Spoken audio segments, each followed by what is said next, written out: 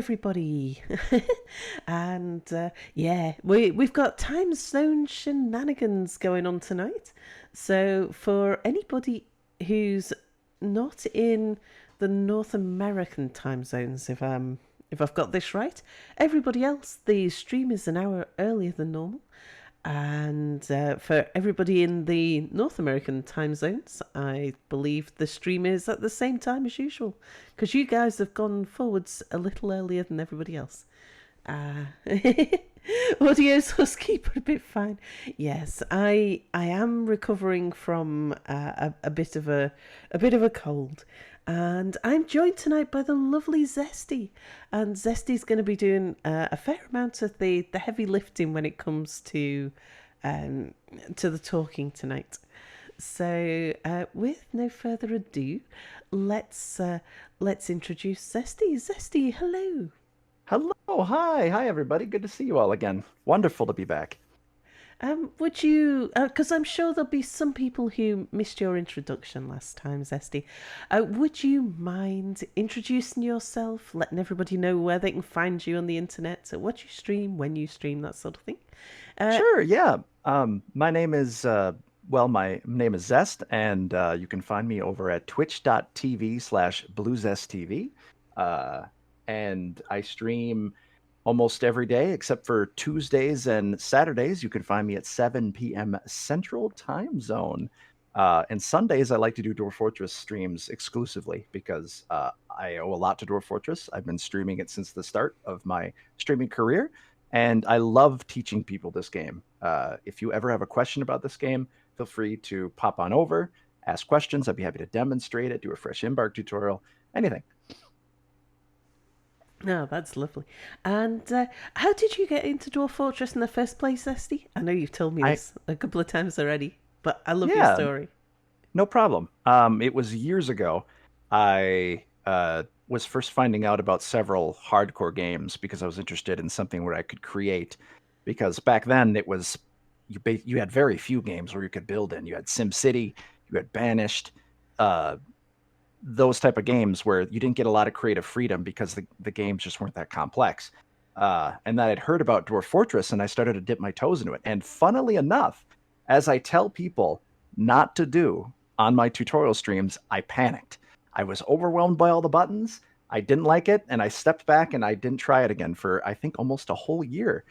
And until I think I stumbled upon, I think, Captain Duck's tutorials and a couple others, and I watched them through and I played along as they were teaching, and I managed to calm me down to play alongside and know that it wasn't a catastrophe if you did something wrong. And that's why I like to teach people, because I knew what it was like for me, and I try to tell people, don't panic. There's 95% of not that high, but 70% of all the buttons you see, you're probably not going to use for a while, and you just relax and kind of just do what you want to do, like a Bob Ross painting. Indeed. I compare it to learning to drive a car. That too. Yeah, every time you jump in and fiddle with the controls, it's a little bit more familiar than it was before. And yeah, until you're doing it just unconsciously. Yeah, that's a really good analogy. I like that. And so we're going to be spending quite a bit of time in your fortress tonight, Zesty. Would you mind giving us a fortress tour? Show us where things are up to. Yeah, this is my weekly fort that I've been working on for a little while now. If you saw this on a previous one, you may notice there's not a lot gotten done. I'm doing a lot of different things at once. Now, remember, this is a deep dive tutorial today, so you will see some endgame stuff. So if you're still fresh to the game and you don't want to see anything endgame, you can look away for maybe about a minute or two. Shouldn't take me too long to run us through. But to start us out, I have the Kobold mod, which is on the Dwarf Fortress Workshop. It's pretty simple, just changes the sprites to kobolds, change some of the jobs titles. You'll notice there's clan fixers and clan voices. They also have a ridiculously high requirement for guild halls. For some reason, really? I don't understand why. Yeah, I think the guild hall requirement is 3 times as much. It's quite a pain. So the idea was, I love embarking on rivers and volcanoes. So I found a place with a river and a volcano you can see up here at the top right. And I wanted also to be on a road because I wanted the role play of the game to be that these kobolds had established a fort on a road where they could extract tolls from people trying to pass it. And that's why I've built it in this sort of way to make it inconvenient for anybody in a wagon to potentially circumnavigate it. And I built all these gates. So that's sort of the role play on it. I know there's no physical tolls or anything like that. There's no travelers on the road, but that's what this game is. It's just sort of making up your own little story and role play as you play along. I've got like an outer gate here with a pasture area on this side. I like to keep my animals above ground for role play reasons. I think they can perfectly survive under the ground, but I like them being outside in the fresh air, even though it doesn't matter. And also they get angry when they get rained on, so it's actually not that good. Then we got the inner fort. I can also show this off in 3D too. I've got 3 gigantic pyramids out front, and I'm currently working on 3 more back here, which is a very long project. This is a gold cap. In fact, let's look at it quick in Stone Sense. Sure. Can.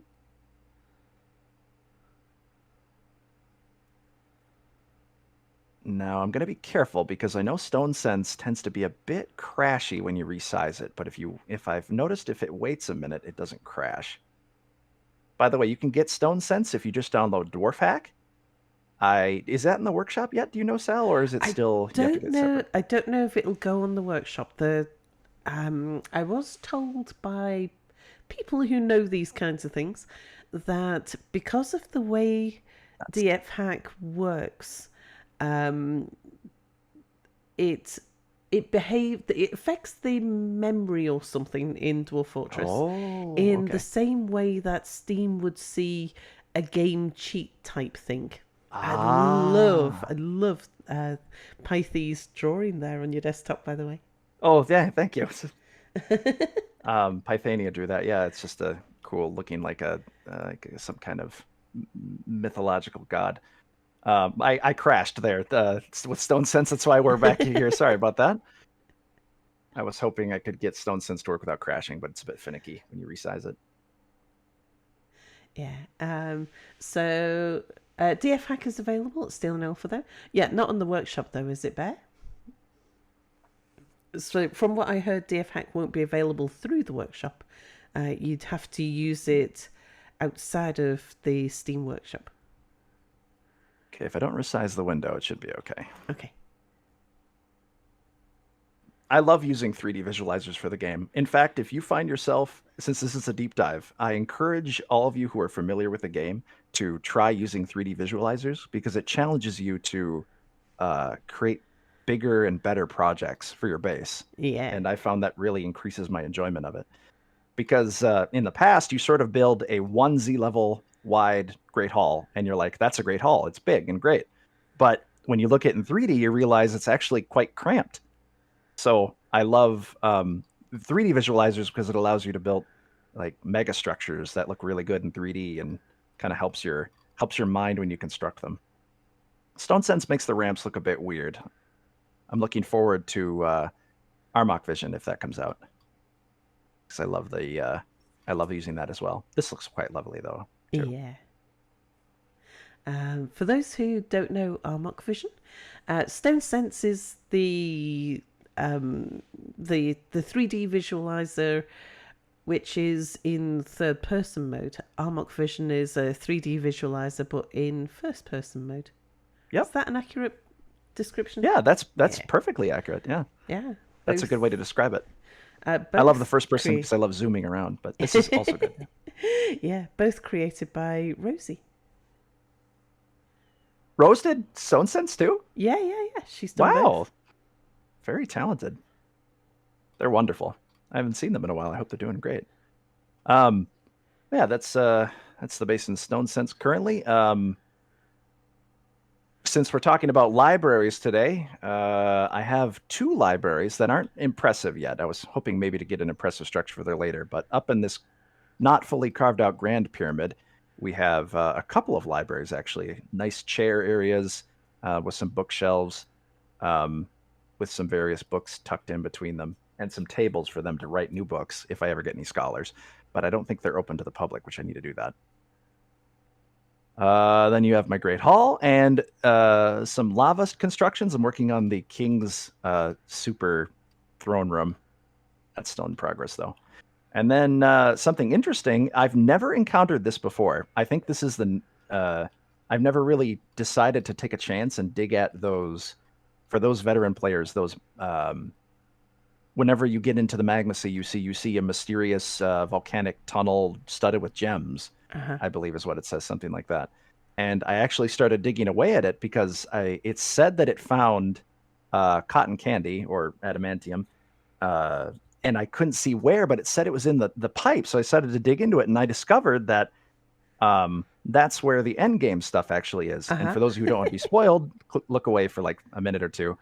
But I've actually been very carefully chiseling into it, and it's quite fun. I recommend it. You see a lot of interestingly powerful creatures like angels tucked away in little events that happen. I won't tell you too much about what you encounter, but I've been having fun chiseling away at it and getting this precious adamantium to kit out my army, which is... I recommend you assign peasants and have them train all the time because they get very powerful very fast. Like, this is legendary in almost everything, and they can slaughter armies. But yeah, that's it for the tour for it. Did you want to go into libraries, or did you have something else you wanted to talk about first? No, I think if we can dive into libraries. So the things that we want to cover tonight is about the basics of setting up a library. Let's cover the basics. And the benefits of having a library. I'll chip in if there's anything I think of to add to it. But sure. Also we want to look at the other aspect to a library. If you've got a library, then there is a risk that you will end up with necromancers in your fortress because of the secrets of life and death. We want to look into the process of bookmaking and getting books written, which can be just a bit of a waiting game once you've got books made. And then, we'll have a look at the different ways that you can go about acquiring the secrets of life and death if you want to get into necromancy. Okay, but I'll let you run with it, Zesty, and I'll jump in if I can think of something to add to what you're describing. Perfect. So for libraries, I guess a general overview for those of you who have never taken the time to mess with it, as some veteran players have not messed with libraries, and that's totally understandable. There's a lot in this game, as I've said, and sometimes your fort doesn't need a library to survive, but it does definitely make them happy. A library, as I've said, is just a library is just a general meeting area.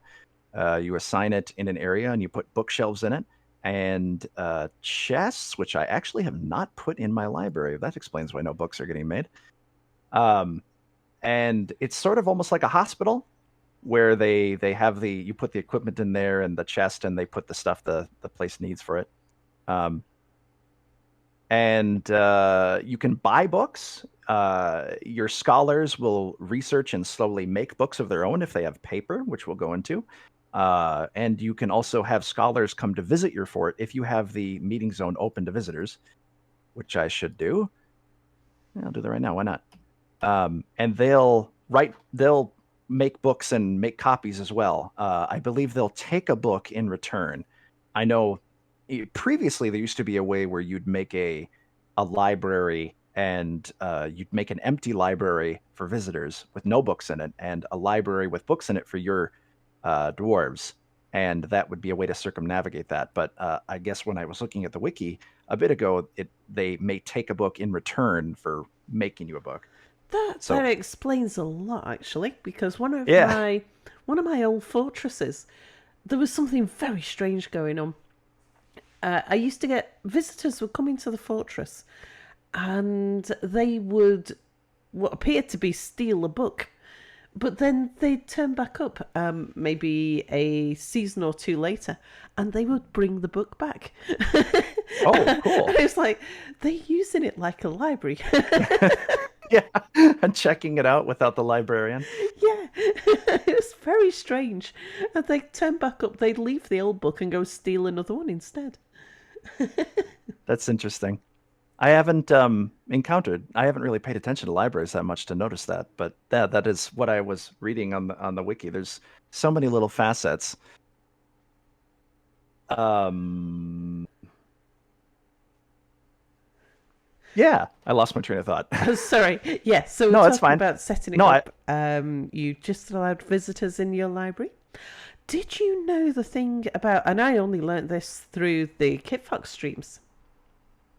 Um, did you know that you can set up your library as a dining room and then add it to a library, and it can be a dining library?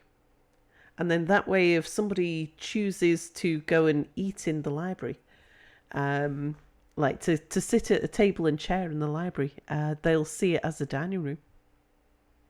huh. So that's just like overlapping it with a dining room, is what you're No, saying? what you have to set it up as a dining room first, Oh, okay. and then when you have a dining room, you can just add the library to it. So you go to your dining room and then add, Oh, and yeah. you can add your existing library, or you can add a new library. I see. Yeah, because it's a dining hall and then you add a location. Yeah, yeah, yeah. Ah, well, that's cool. Doubling it down. Indeed.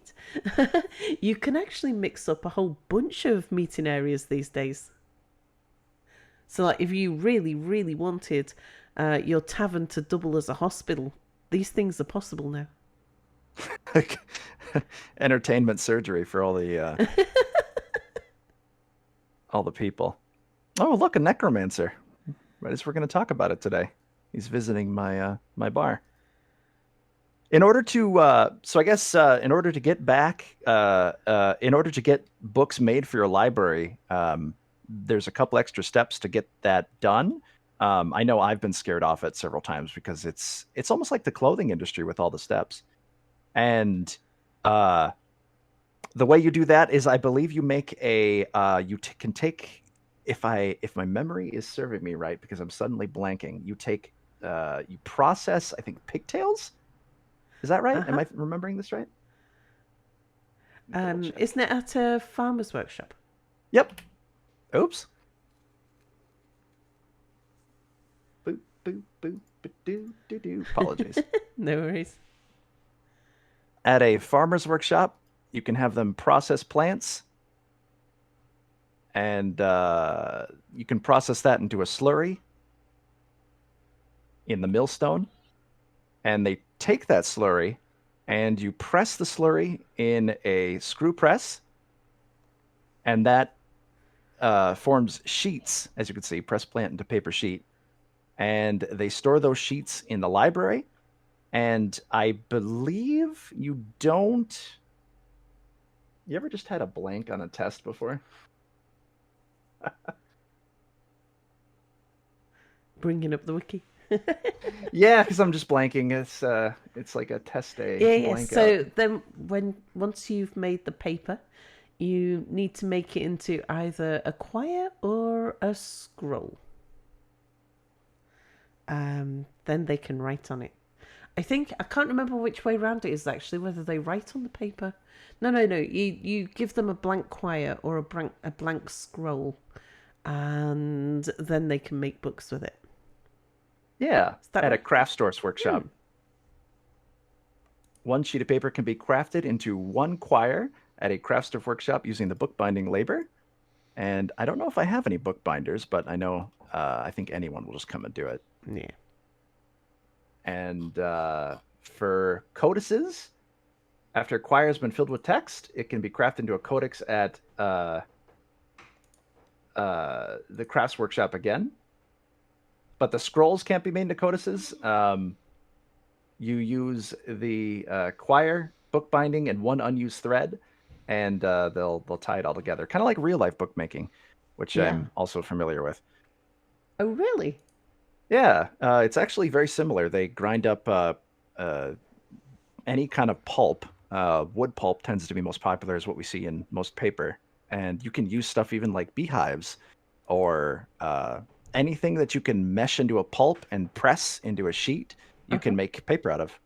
So if anyone has wanted to make paper out of something, give it a shot. It's actually kind of neat. There's whole stores dedicated to it for people who like handmade books.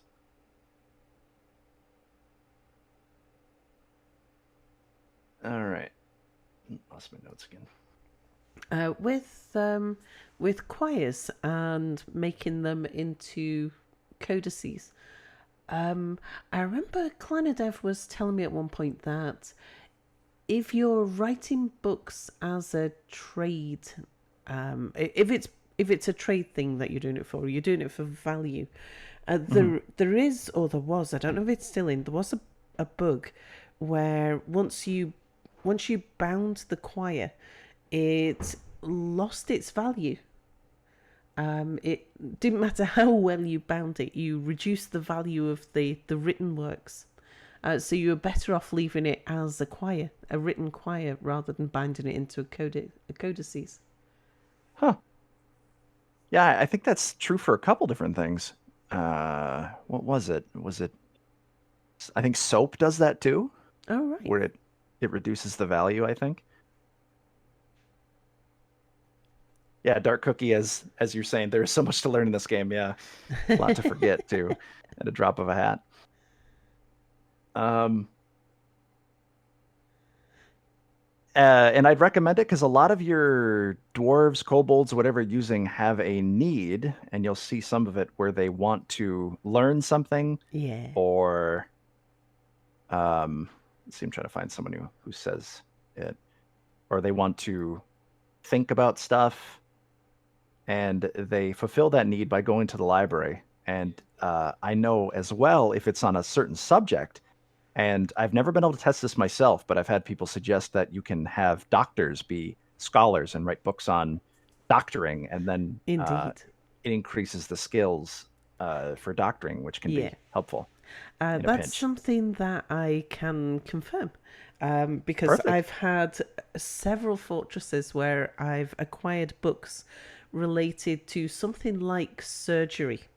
Sometimes it's very obvious. It'll be a dwarf's introduction to surgery. There'll be a book with a title that's very obvious like that.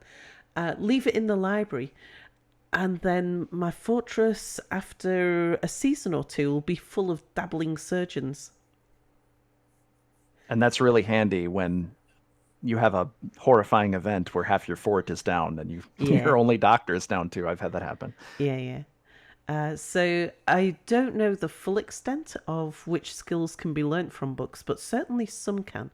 And I've seen suturing is the one that I'm absolutely definite about. I don't know about the other doctoring skills, like the bone mending and the diagnostician. I don't know about those for certain, but yeah, I know we can definitely learn suturing surgery from books. Yeah. Thundy in chat says, "Can I avoid being treated by a dabbling surgeon, please?" I think I remember hearing years ago that the diagnostician skill, if it was low enough, they would do unnecessary surgeries, but I haven't confirmed that. Doc, my nose hurts. I think I broke it. Well, that leg's got to come off.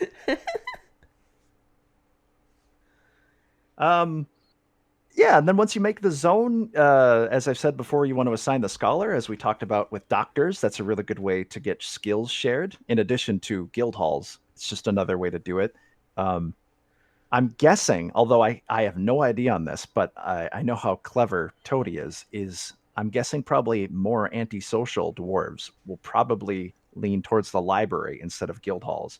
I have not confirming that, but thinking about it, that would make sense. If anyone knows for sure, since we're having a big discussion on it. Oh, I don't know. Yeah. I know the stats. I don't know the version 50 stats, but the version 47 stats.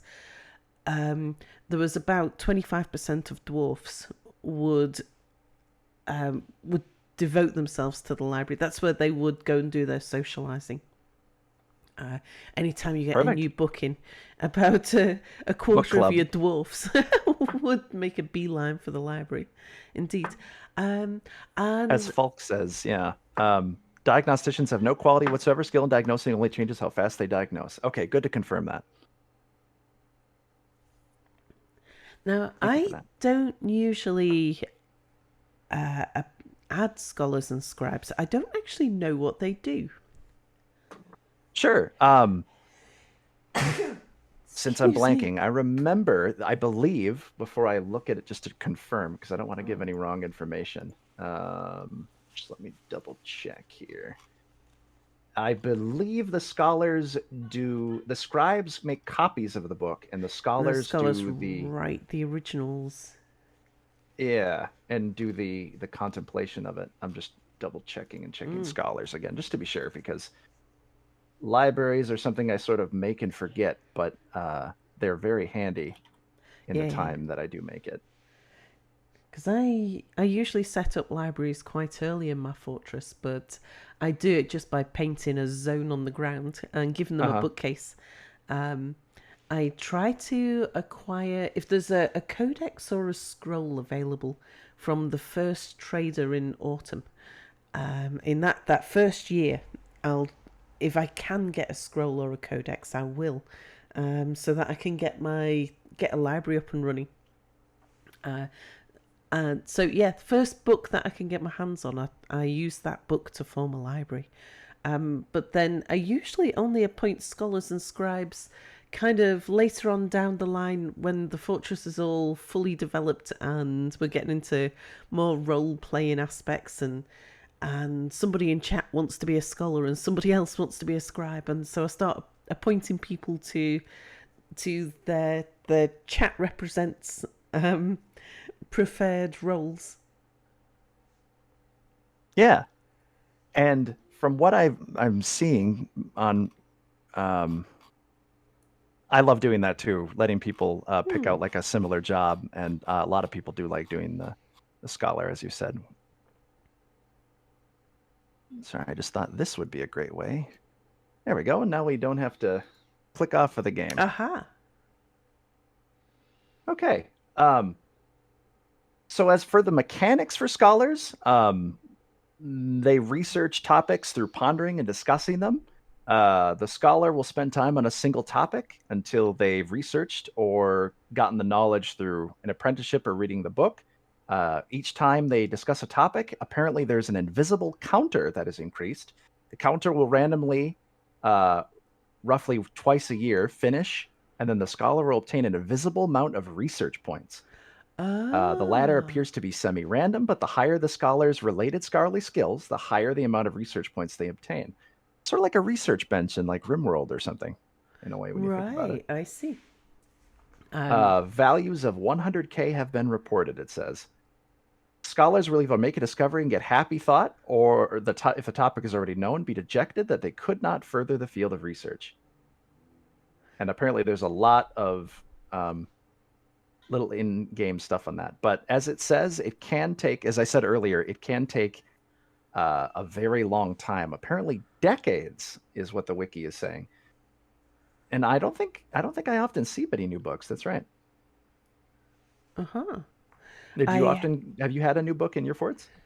From time to time, but I'm I often get dwarves who've arrived as migrants who already have the knowledge, so they've written about things that they already had the knowledge of, rather than I've only once ever seen a dwarf make an independent discovery of a new topic, kind of live while I was watching.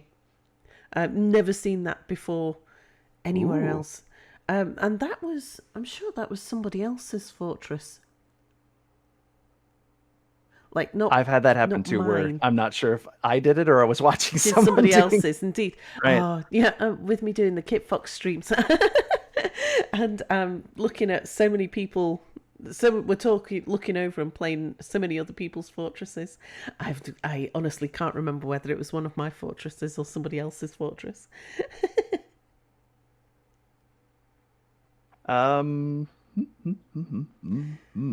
Apparently it now one thing the wiki recommends, and something I remembered, making someone a scholar does kind of take up all their time. I had this actually happen in another fort where I appointed a doctor as a scholar to test out that theory Yeah. when I first learned about it. And I did notice that they will neglect their doctoring duties to be a scholar. Yeah. So it's a good idea to maybe assign an extra doctor to the scholar role, or an extra person in a job you're trying to get the books done on, because you may run into issues with that because they do it full time. It's not like a college professor where they can do their work alongside uh, their regular job. Yeah. As a rundown, there's quite a lot in the scholar as I'm looking over this again. The different professions that are assigned, and I actually have, I think if I click on him, he's just in my scholar. Let's take a look at him. I have one scholar currently in my fort, and he is a philosopher. Oh. Now, there's apparently several different professions based upon what their skills are.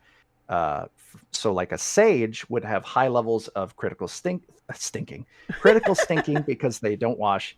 And a second skill, logician, medical skill, or possibly others. A mathematician with a high level of mathematics, philosopher with logician. As for this philosopher, he has a lot of logic, is what it's done, and then so on and so forth. There's a list based on what skills they have. If they're a scholar, it means they have a low level of academic skills. So if you see that in your fort, you might want to switch them out for someone else who can get the job done a little bit better. Where actually is that? The scholar. I name people after the fort, so you'll see a lot of nicknames based on people who stopped in. Let's see what he's thinking about right now. He saw a bunch of dead bodies. Now, this is an interesting situation where he's not doing... I think it's because I don't have any paper in that room. And he'll notice he hasn't done a lot. He's just frustrated and angry. What's his thoughts rather than his needs? Saw dead bodies. So, looks like he's just walked past a... oh, yeah. Enthusiastic after pondering analogical inference. So he was also reading books about trees, probably from an elf. Looks like he's wandered past a refuse stockpile at some point.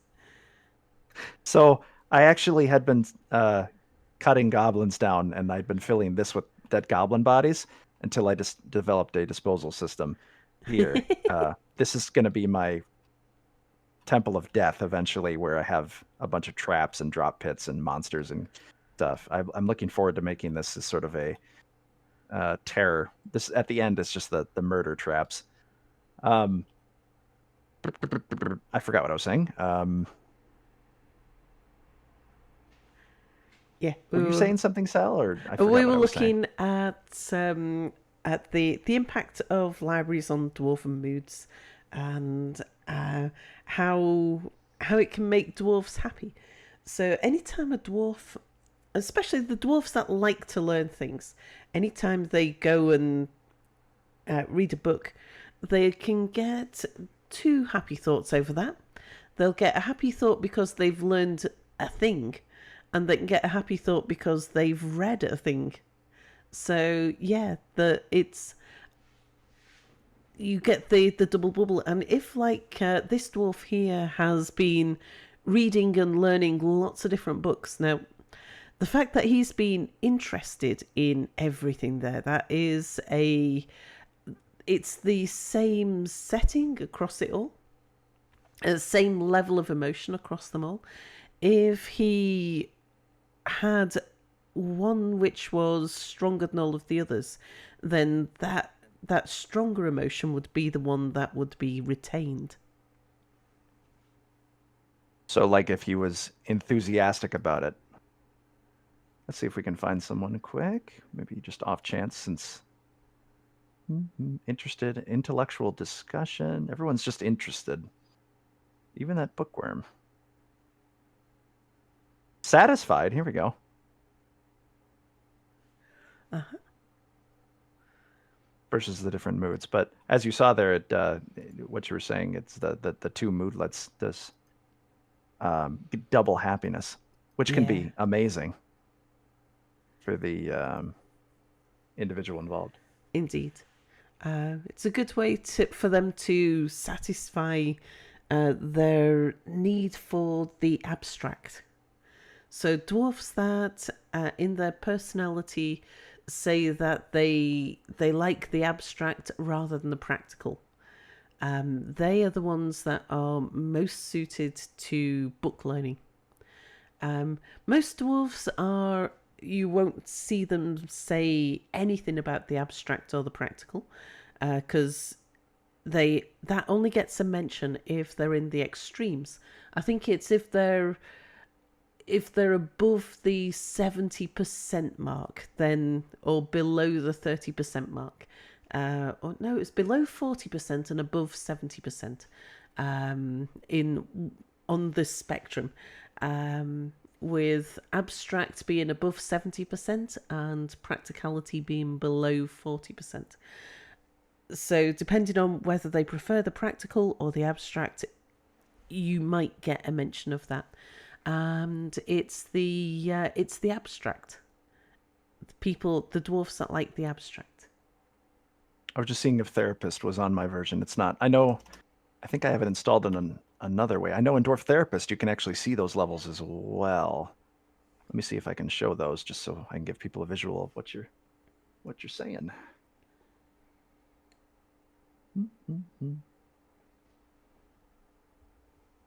Dwarf Therapist, is it in the workshop yet? I haven't downloaded it. I know I have it.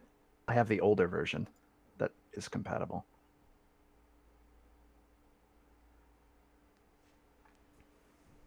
Oh, an interesting discussion in chat. We've got Rome of Oxtrot, who's speaking on behalf of the DF Hack team. Says that we're hoping to have DF Hack on Steam soon. Won't be in the workshop, but it will be installable with the Steam client and will auto update. Waiting for Steam to approve the app, and then they have to be in coming soon for 2 weeks, so it'll probably be late March or early April at the soonest. That's cool. Big thanks and love to you and the other Dwarf Hack people for your work. I know they're volunteers, so much love to them for doing all this hard work for us. You guys are awesome.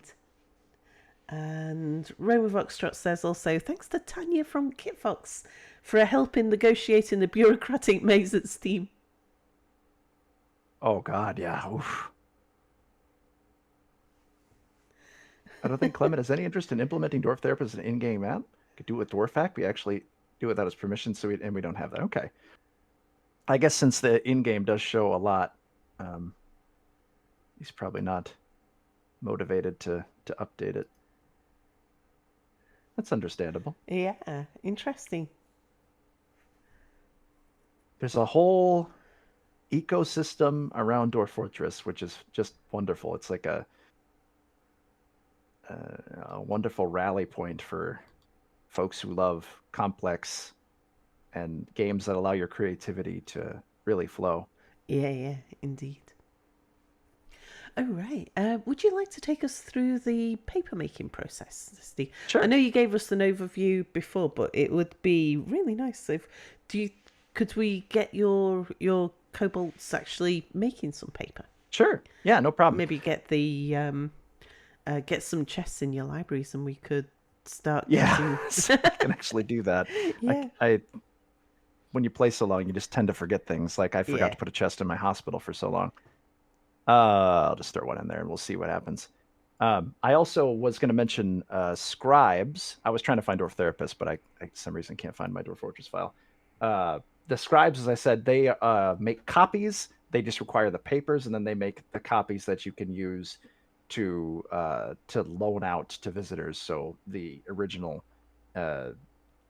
it has less of a chance to get stolen, and also so more people can read the books that are there.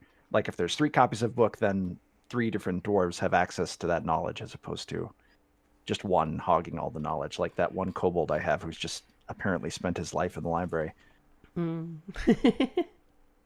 So I have my farms currently in the basement. where the ground fertility is a little bit higher, although it's a bit of a work to jog it up. But we start with the plant growing down here with the pigtails. You can also do it on the surface, I believe, with hemp.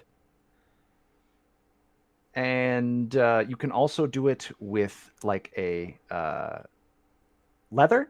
You can process the leather into parchment. Didn't know that. Yeah.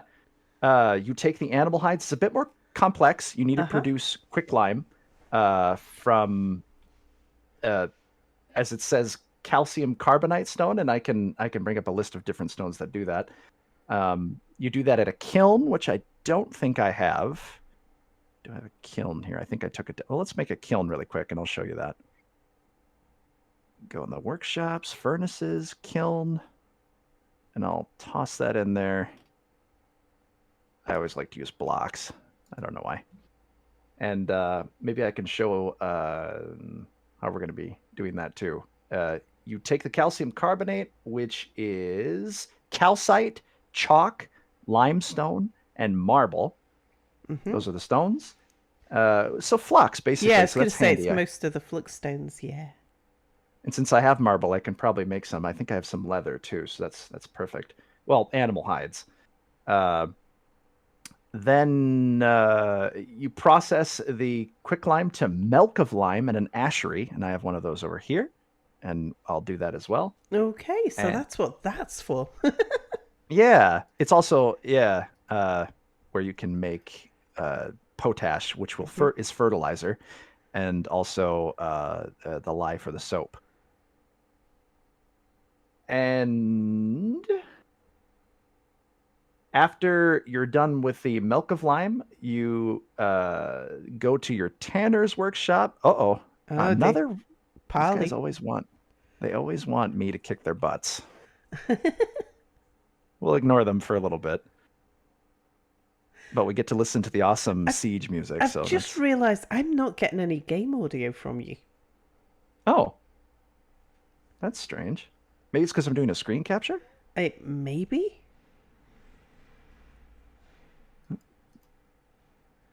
Where did I put that dang tannery? Oh, it's outside. That's right. And then since you got the milk of lime, which you made, you can make the parchment there. And the parchment is another form of the paper that you can use. It's called a vellum sheet if it's from a cow. Otherwise, it's just called like pig parchment, sheep parchment. I'll probably have llama parchment that we'll make here in a second.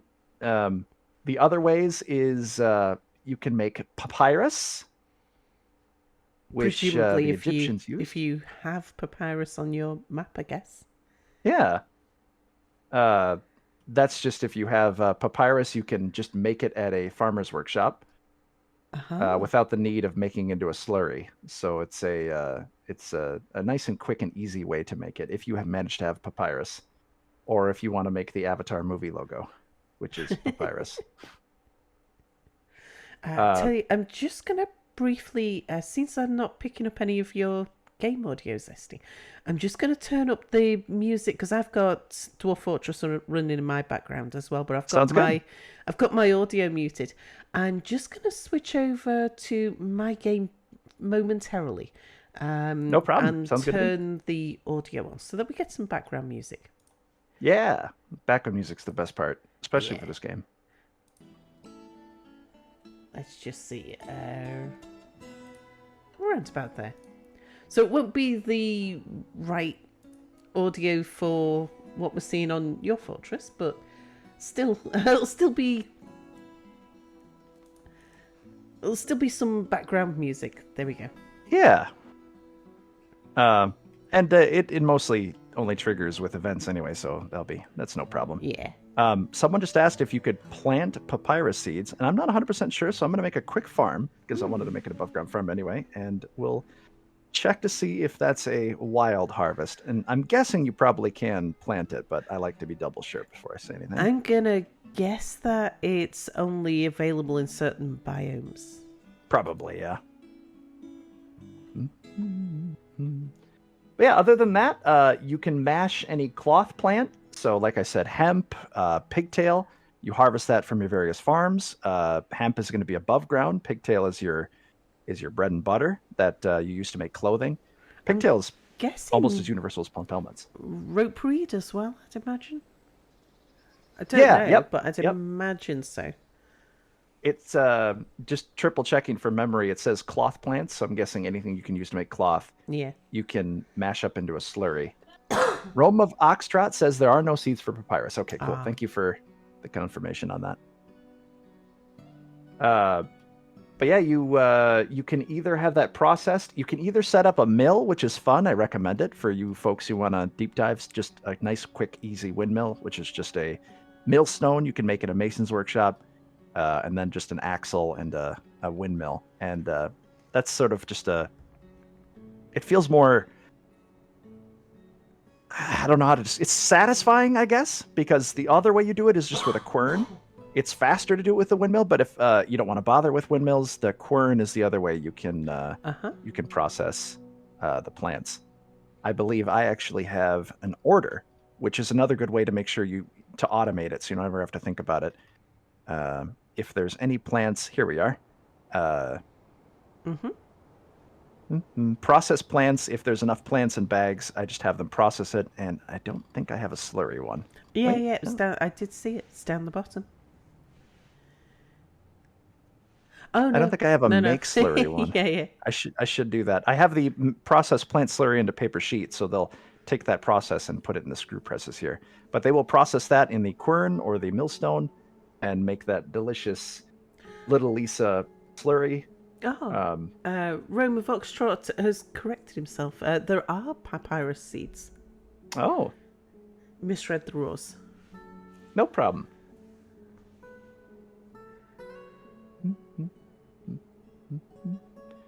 Make it into a screw press. Yeah. Okay. And I'll actually put in an order right now for them to process some plants, as well as maybe make some lime with this, so we can see the finished product get tossed. Oh, there it is, right there. Perfect. Go into here, and let's make some quicklime. Well, this should be faster. Go into the job menu, make quicklime, and then he'll make 10 of it. And I might make that an automatic order eventually as well. So if you automate it, that's just less having to think about it, because your dwarves will use it, and with a million things in Dwarf Fortress to think about. It's nice just yeah. And also, if something goes wrong, if they need a barrel and they can't get one, then it'll stay there until they can get one. Does quicklime go in bags or barrels? I mean, it says the amount of empty bags. I don't know why. I always imagine quicklime would be a liquid, but it looks like it's a powder. I think I remember trading for quicklime and seeing it in bags. Of course it'd be in a bag, yeah. It's made at a kiln. It's going to be a powder, isn't it? Yeah. And then I'll do another order, since they'll bring it over to the ashery. I have them making potash currently. For I can't remember what I was having to make potash for, actually. Was it fertilizer? No, who knows. That's why it's always good to set orders, because you'll always forget what you're doing. There's so many hundreds of different things to do. And we're going to want to make milk of lime, so I'm going to do an order for that too, to just simplify it, and then we'll get a wonderful an automatic paper industry going. Potato industry.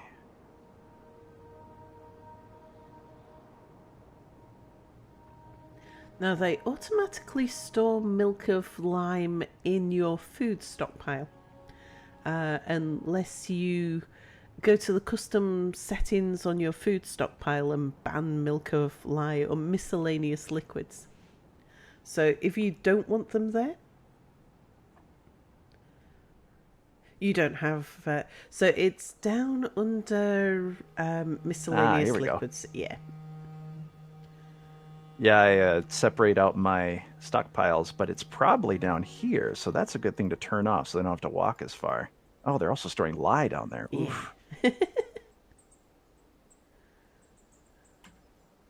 And I'll probably I mean, I have a bit of a cramped situation here, but I probably would set up a nice little area for paper making for efficiency. But as I like to tell people as well, part of the not panic is making things a certain way is just for efficiency. It doesn't really matter. You just got to be willing to deal with the inefficiency, I suppose, Yeah. if for a lot of things in this game. And there's no harm in leaving things in your Like workshop having anyway. a smithing area altogether is nice and Yeah. efficient, but I mean, you don't have to do that. What were you going to say? Saying that leaving stuff in a workshop rather than have it moved to a stockpile is fine.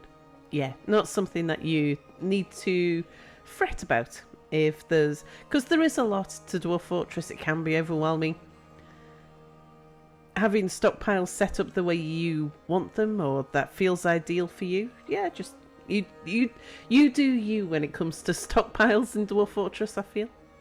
As you can see, I play this game forever, and look at all this junk cluttering up the workshop. Perfectly fine to do things the wrong way. Whatever makes it easier for you.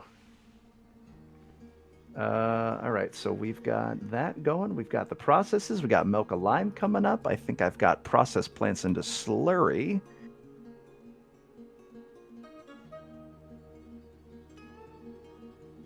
Is there anything else you want me to show while we're waiting for them to do this? I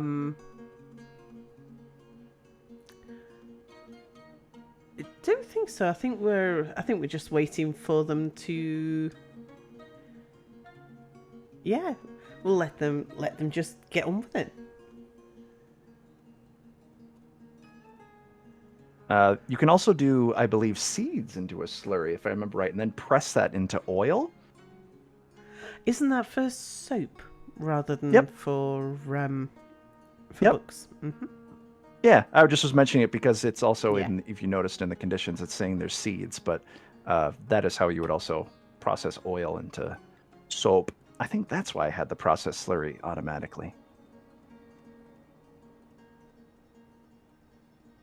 So I guess while we're waiting on them to get that paper done, I know you wanted to talk a little bit about necromancers. Yeah. Necromancers are several different things in the game. They can either be horrible nightmare villains out on the world map. You'll notice in towers, if I can find any towers on this map. Oh wow, all the volcanoes. Yeah, if you go into advanced settings, you can turn up the amount of volcanoes that spawn, and I wanted to have a volcano spawn, so I cranked it right up. We actually have a kobold tower right here. Necromancers can sometimes become villains. That was with the Villains and Heroes update a while back. They'll make a tower and fill it up with their horrible undead. You can visit that in adventure mode when it comes out, or they'll just send armies to you filled with the undead that they've raised or their horrifying creations and try to murder you. But the other way you can get necromancers is if they get a hold of a book, The Secrets of Life and Death, I believe is the name for it.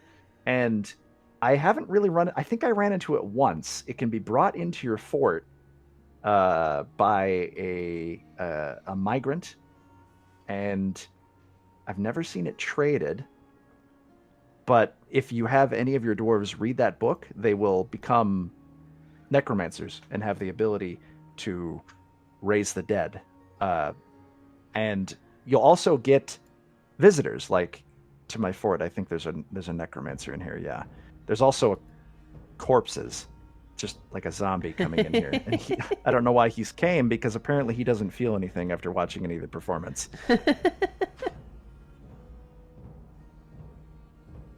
Why do they even come? I think she's come here several times too. Where is that? They must have left already. Well, there was a necromancer in here. Necromancers are there he is. A bit of a double-edged sword, because they will raise the dead when they feel threatened. And as I was talking with Sal before the stream, it used to be that they would all be hostile and they'd immediately eat the necromancer. I think way back in the day or something. But Sal was telling me that there's a chance that they will be evil, and there's a chance that they will be on your side. Mm-hmm. And I'm not exactly sure if they've updated that or changed that, but it's a mixed bag. But if you use them properly, as Sal has done, is what they told me, Yeah. that you can use it to take on even the circus. Yeah, so I did. So it wasn't in this version; it was the previous version. I created a fortress where almost the entire fortress, we had about, it was 200 or 300 dwarves in a fortress. All but 10 of them had read the Secrets of Life and Death. I was pretty lucky early on because the Secrets of Life and Death have arrived on a trader. Managed to acquire it from a merchant. Ooh, nice. And so got it in the library, and I managed to sort of maneuvered the dwarves so that they would all spend lots of time in the library. And yeah, managed to make almost everybody into a necromancer.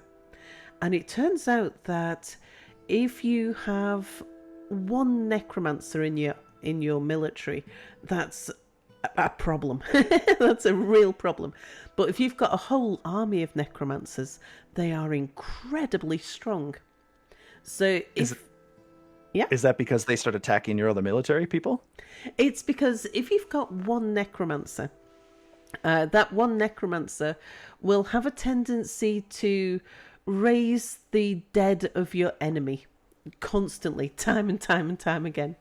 But if you've got a whole army of necromancers, then while they will be resurrecting the dead of your enemy, they will also be resurrecting each other as each other gets slain. So, and because there's a chance that when they bring something back, they bring it back as an intelligent undead, your soldiers, until their corpses become mangled beyond recognition, they'll your army become regenerative in that sense. If you've got lots of necromancers, they'll just keep on bringing them back. That's terrifyingly wonderful. I'm so glad you experimented with that. That's great. And yeah, I sent an army of the necromancers to go and deal with the circus. So of course there's been quite some changes in like the demonic forces in version 50 compared to version 47. I mean, it used to just open up into hell below. We didn't used to get the demons and angels hidden in little pockets like we do now. So I haven't been down to the circus in version 50 yet, so I don't know quite whether it plays out the same. I may run into that. Get there. I have noticed I don't see as many just pure adamantium spikes. Yeah. So I don't know if they switched it entirely out for this. I kind of like this. It kind of adds a bit of like extra gameplay to have to carefully use all of your Dwarf Fortress skills to dig through this tube filled with magma and water and demons and fire. But it can be quite rewarding because you find, as I said, slight spoilers,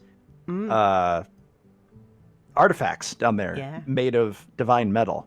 And eventually if you get a king, they'll actually demand you go down there and recover these. But I was impatient and I just was digging and I found them myself. And it's fun. I highly recommend giving it a shot. Fun even without the exclamation points, the traditional Dwarf Fortress fun. I was reading in the chat, someone said you can steal necromancy books by sending raids as well to from towers. Yeah, that makes sense. Yeah. Ghostbat apparently has been doing that. It's raiding a necromancer tower is a bit hit and miss because you don't know how big a force you're going to be facing when you raid a necromancer tower. Often when you look at a tower, do you mind, I'm just going to switch to my fortress for a second, Zesty. Let me bring that up. Because if I go to my world map, hang on, I'll just share my screen with you. Perfect.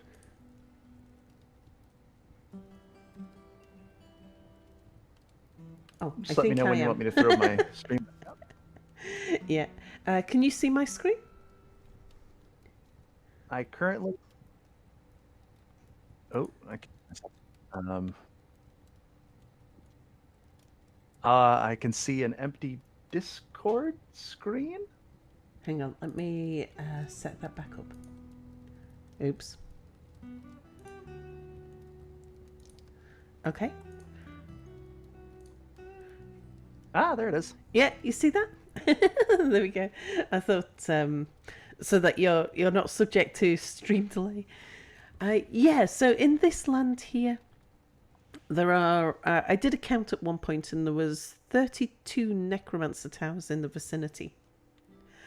And if we look at them, they almost all of them will say that there is a population of less than 10.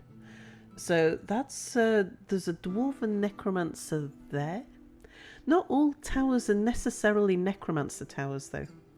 Oh, and this is something I discovered that was new knowledge to me. It's not just necromancers that can set up towers. It's also mummies. Mummies now. I knew demons, but mummies, that's neat. Yeah. I went digging around in legends because I was curious. There was a particular world where there was something going on with the humans. You know, when you just get that sense that there's something going on here. Something wrong with the humans. So, yeah, could be something wrong story. with the humans. Story title. So I went and had a look.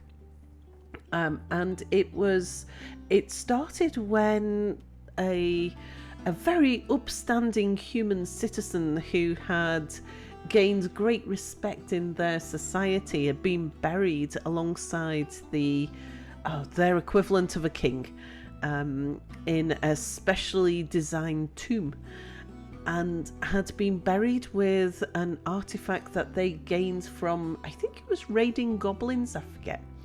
But they'd been buried in this tomb, and then later on down the line, some tomb raiders had turned up looking for the artifact, and had disturbed the mummy from its slumber. And so I remember the guy's name was Shem. Shem had returned with the intention, and by coming back from the dead, was determined to wreak vengeance on those that had disturbed its eternal rest, or something like that. Because the people tend to live in tombs and monasteries, and they end up being a kind of place for outcasts and refugees that end up living out there. So there was a little group of people already living at the tomb. And Shem became their leader, and they formed a society, and then went and built themselves a tower. But Shem then started teaching people the secrets of life and death. But that was without a book. There was no slab involved. There was no books involved. It was because the eternal slumber of a human had been disturbed. So, yeah, it turns out that that's another way to get the secrets of life and death started. So, of course, if you find somebody who has learned the secrets of life and death, then they can write a book about it. Can Daddy set up towers as well? Oh dear. But yeah, if we have a look at some of these towers, I'm going to guess that they all say less than 10 or around about 10. Less than 10. I didn't even know there was mummies in the game. I've never encountered them. That's really cool. That's also an epic story. That's worthy of its own novel. Fantastic. Let's see. They've got dwarves there, around about 10. Humans, 10, he'd say, so I was teaching people about the secrets of life and death, as you do. Oh no, that one, it's a dwarven tower of around about 20. As Rome of Oxtrot said, a good point, reading a book can cause the reader to reconsider their personal values and possibly change the reader's personality. Yeah, as well as teaching them. But goblins there. I don't know if... Now, this is something I'm not sure about, is whether goblins and elves can actually become necromancers. Because they're already immortal, so I'm not sure what the secrets of life and death will do for them. We've got, we're allied with that dwarven tower. Now, that might be that they have defeated a necromancer and just taken over the tower. They might not be necromancers themselves. So, although there is 32 towers, at least at last count, there was 32 towers within the local region. I don't know how many of them actually have necromancers. Up here somewhere there was an elven tower. Oh, there's an elven tower. Now we're at war with them, so and I've got an alliance with the elves, so I presume that they are a bunch of elven outcasts. Yeah, another elven tower there too. That's a human tower there. But these numbers, they all look quite small. They're all kind of around about 10, but there could be 100. A bit like if you go and raid an elven site, it might say that there's only 20 people living in that elven retreat, that forest retreat. There could be hundreds of animals associated with them. It's the same when you send raiders out to attack a necromancer tower. There could be the population, the number on the population is the amount of intelligent population. You've no idea just how many unintelligent corpses they've got there. How many necromancer experiments that count as creatures rather than people are there. That's just telling you the number of necromancers and lieutenants who are there. Of course, some of those lieutenants can be incredibly powerful. Yeah, that would be a major gut punch to send, thinking, oh, there's only 10 dudes there, and then have your elite army get massacred by 1,000 zombies. Indeed.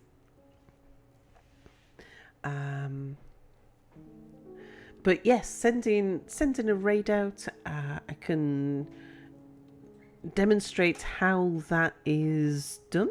Let's say you would go to mission.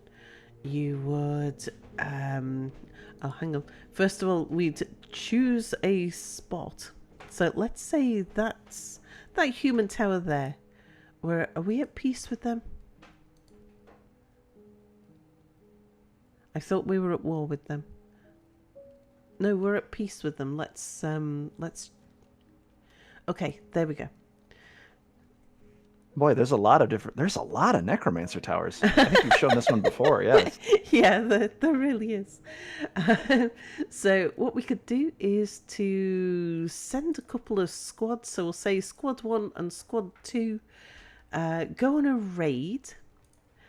I want you to take important treasures. We don't want to... You can try for the Book of Life and Death? Indeed. Yeah, well, now, I'm not sure how successful these guys will be, but let's have a look and see how we get on with them. I should send my leader squad as well. My leader squad, if they end up battling, that's got my tactician in it. But, yeah, we shall... Let me cancel those... Hang on. I'm going to cancel whatever I had going on there first, because we'll do that one again. I just sent you some... Yeah? Oh, sorry. You can finish what you were saying. Yeah, I had some missions that I'd set up on a previous fort. Right. Don't take that. Don't take that. Don't worry about those. Just go and take important treasures. Yeah.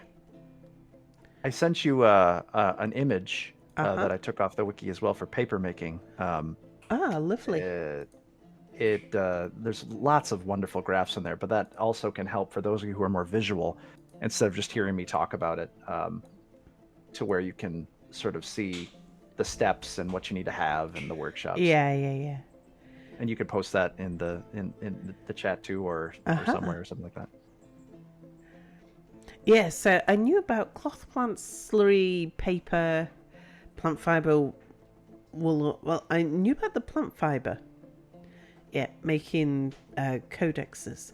Yeah, I didn't know about the parchment. That was I've just completely overlooked that. And I knew about quires and scrolls that you had you had the options of either codexes or scrolls. That was I was aware of that, but yeah, didn't know about those. But yes, I shall post that. I love how close that is to actual bookmaking. I mean, it's like step for step, just what you need to do. You could learn how to do paper in real life from Dwarf Fortress. That's really neat. Right, I'm gonna let these guys go. They've got no armor or weapons. Bless you, by the way. Thank you. I'm sorry, everybody. I am recovering from a cold, which is why Zesty's been doing most of the talking. Sal is a trooper, a hardcore trooper.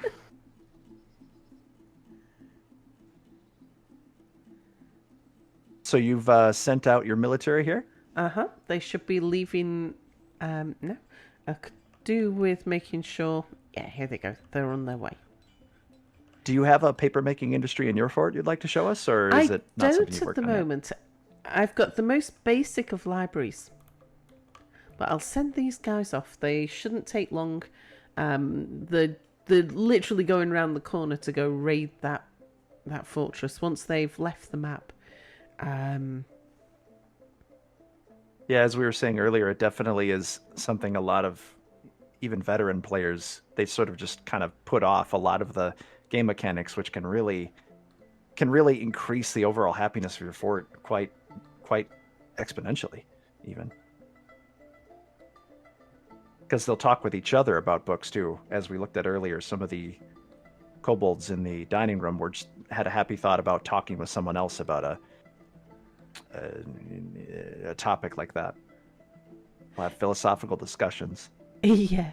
I've had some dwarfs that have become uneasy after discussing specific topics as well, though. Really? Yeah. They talking about politics, maybe the no-goes. Yeah, probably. I'm going to open up some more entrances scenes as they're heading out the far end like that.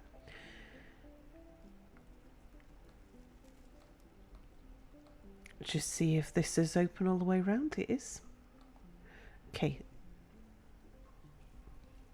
Falk says, I once set out a small squad of archers to search for a crossbow. They've been gone for 2 years, but they all came back with the crossbow. I thought they were done for. Yeah, that's the scary part.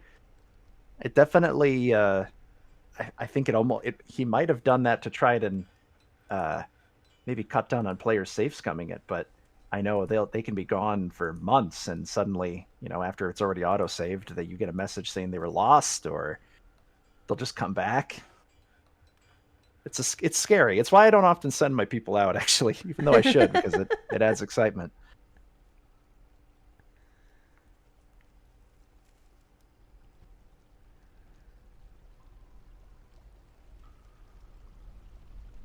Should be laying down those drawbridges.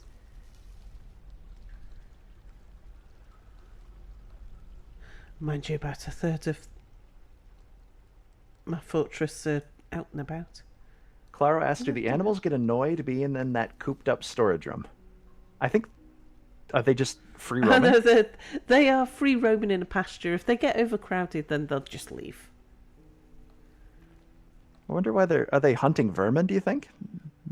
Yeah, the animals will look after themselves in that sense. Southwest, isn't it? I should be looking for. That's my corridors.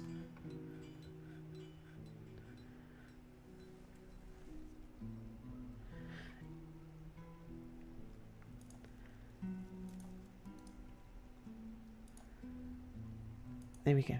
I'm just making my fortress complete. Like I've got three entrances on the fortress. I just want to make sure that all of the entrances are open so that when the raiders return, they can, come in by the nearest gate. Is it still a thing where when they bring back the artifact, they tend to just leave it on the edge of the map, or do they bring it in now? I don't know. I imagine that they're going to leave it on the edge of the map.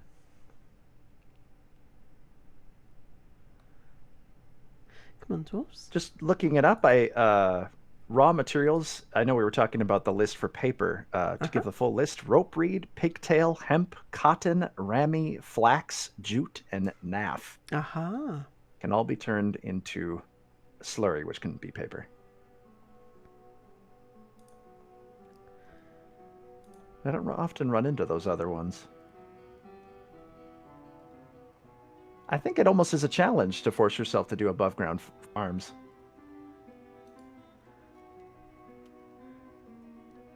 Okay, no reports yet.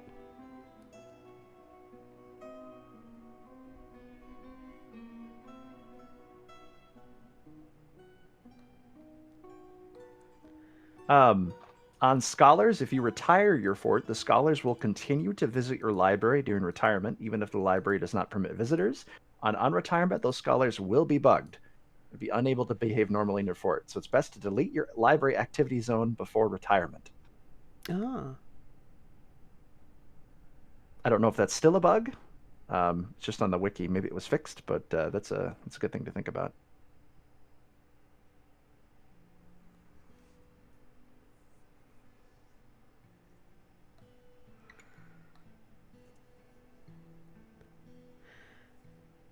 It shouldn't take them long. No problem. You can we can do some paper stuff on yours if you'd like, or library stuff while we're waiting. Oh, we could do. In fact, what about if we head up to the dining room? And my dining room's round about here. I think the first thing I would do is say that dining room there. Let's add in the library now. Okay. You're going to do that method you talked about. Yeah, nice. yeah. I'm going to make you part of the library. I'd assume having a library and a dining hall is the same thing as sort of like eating food in front of your TV. Yeah. Okay, so that's now part of. It's a dining room, and it's also part of the Palace of Bolts, the library. I had a question. Do Necromancer towers conquered by another civilization still retain the corresponding items? Say current fort is under a Necromancer siege, and the tower is also sieged by nearby human hamlet. I actually don't know that one myself. Again, sorry? Do Necromancer towers conquered by another civilization still retain the corresponding items? I believe so. I don't think, unless they do raids, they don't tend to take the items out. Unless someone's taken them, which they might do, you can never quite be sure what's going to happen with something like that. Someone might acquire a thing. It's always possible. Yeah. Oh, that was fast. They've returned. Okay. Let's have a look at the reports.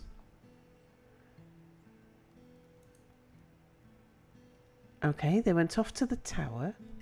In the midsummer of 513, the Swift Helm attacked the rainy apogees of an unknown civilization at Channel Sculpts. The dwarf Orvad Yellmetal led the attack, and the defenders were led by the human necromancer, Mathril Uthatol. In the midsummer Is your throat feeling okay enough to read this? I shall... Let me know if you need me to take over. Oh, feel free to, Zesty. Oh, it's up to you. You can read it too. It's if your throat is feeling okay. Yeah, no, it'd be nice if you sure, I'll be happy to. Over. Yeah. Okay, I'll start at in the midsummer of 513, the dwarf Urvad Yellmetal outmatched the human necromancer Mathrus Uttertall with a cunning plan, and the attackers had a strong positional advantage in channel sculpts. I believe that's because of the organizational skill of that dwarf, of your leader. It'd be the tactician skill. Tactician, right? Yep, you're right. That's why it's really important to have a high tactician. In the midsummer of 513, the dwarf Litast Woodboards happened upon the human necromancer Silco Cotflash. Wow, the necromancer himself, lucky. In the midsummer of 513, the human necromancer Silco Cotflash's right eyelid was torn out by the dwarf Litast Woodboards. In the midsummer of 513, the human necromancer Silco Cotflash's lower lip was smashed by the dwarf Litast Woodboards. And then he was killed. The Woodboards here knocked him down. In the midsummer of 513, the dwarf Rakust Future... Oh, it went blurry for me. One sec. Future Dyke ambushed the human necromancer Hathor Race Hairs. He ripped off his nose. He stabbed him in the mouth, and then he struck him down. Ouch. Wow. Then the dwarf Vukar Fortress balanced ambushed the human necromancer Mathras Uttertal.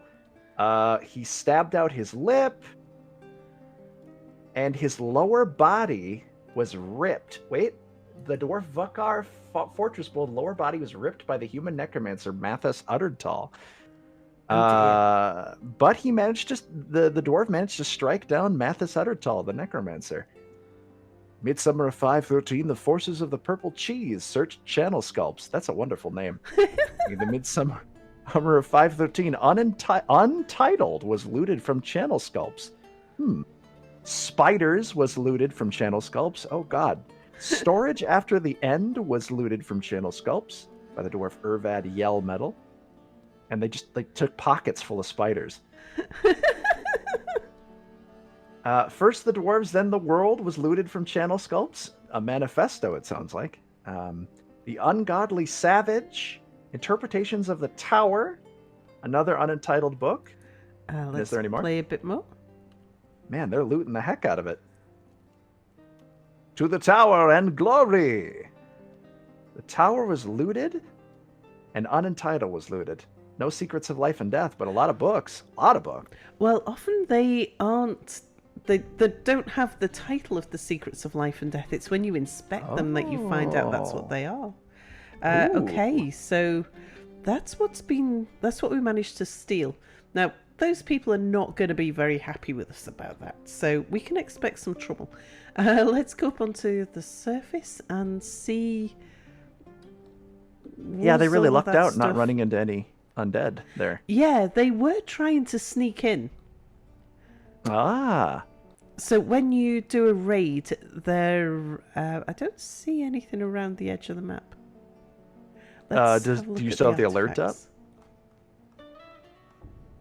I do. We could have a look at that, actually. It would be written content, wouldn't it? First the dwarves, then the world. There was one of them. A manifesto. Oh no, it's in the... Oh, that was It's in the bookcase now, so they must have brought it in. To the Tower and Glory. Now, if we have a look, my fortress is full of books. This is an alabaster-bound codex. A written portion consists of 39-page guide entitled To the Tower and Glory, authored by Risen Guselars. Concerns the Tower Channel Sculpts. That was the one you rated, right? Yeah. The prose is just passable, though. So that was To the Tower and Glory. Then there was first the dwarves, then the world. For the glory of Am. Dog Parchment Scroll. First the dwarves, then the world. Concerns the apprenticeship of the human necromancer Mathras Uttertal. Hey, he's dead. Under the dwarf necromancer Avu's diamond tactic. Overall, the prose is masterful. Yeah, I feel a bit bad about killing them all, actually.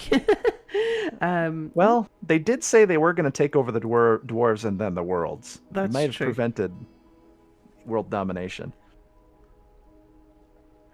And now, which of them would have been the untitled ones? I've no idea.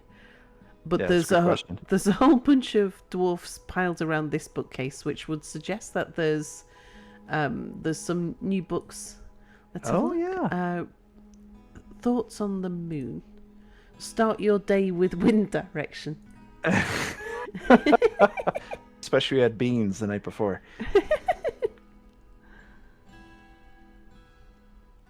There's a lot of books there. The Study of Sutures. Hey, there's what you were talking about with the Yeah. the learning. Very nice.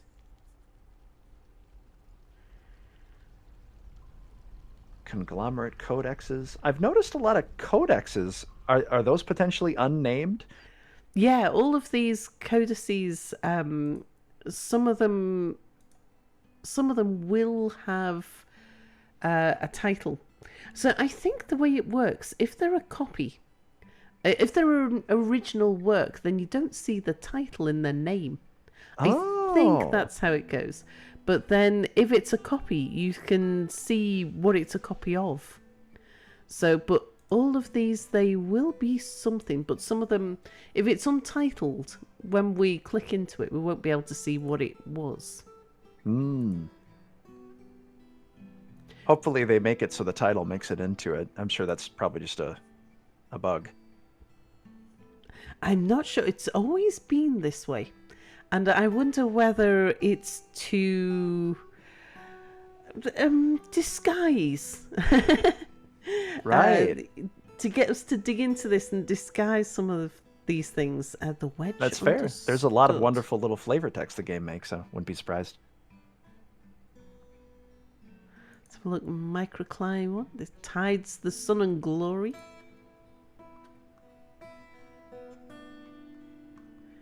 Let's have a look at the bauxite one. Trade maps my life. Oh, I saw life and got excited for a second there.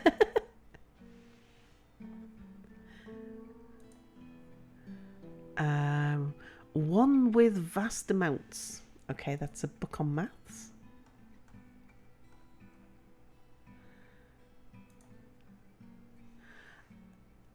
Another Falk one. in the chat says, oops, sorry.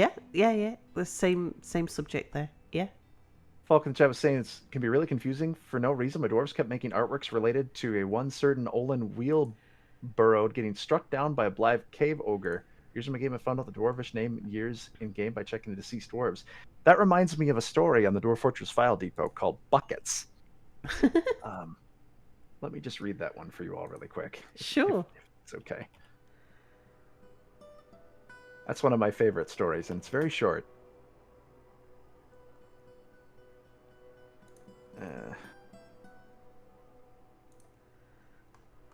Here we go. Buckets. I had a fortress where 90% of the engravings were of buckets. Buckets surrounded by dwarves, and buckets surrounded by screaming dwarves. I stopped making engravings after a while.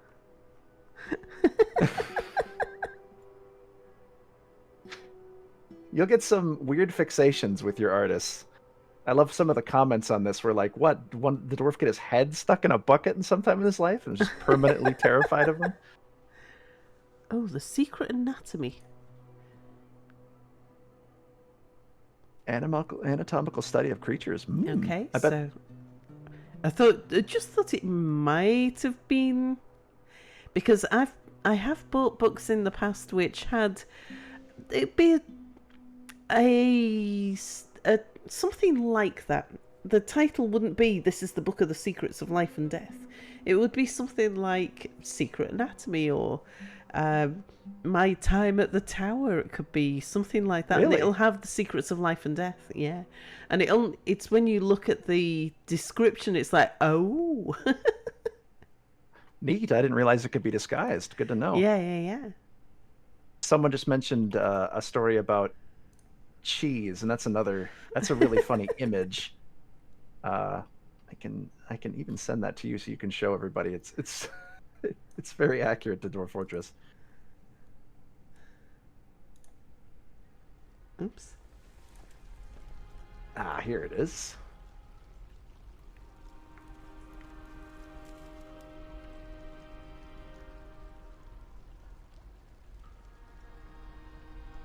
Throw it on my screen too, and then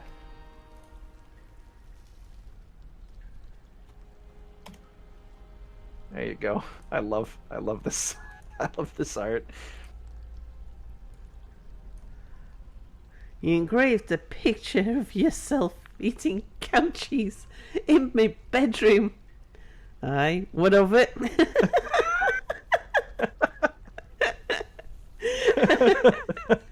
Yep. That's It's just so Dwarf Fortress. Right. I like the title on it too. The limp blueness clasping. Title below it. Oh yeah. He engraved a picture of yourself eating cow cheese in me bedroom.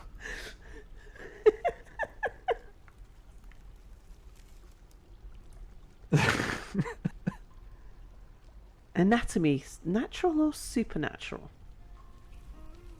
So is there a specific, like, what's the phrasing to know it's the secrets of life and death in the book when you find it, do you know?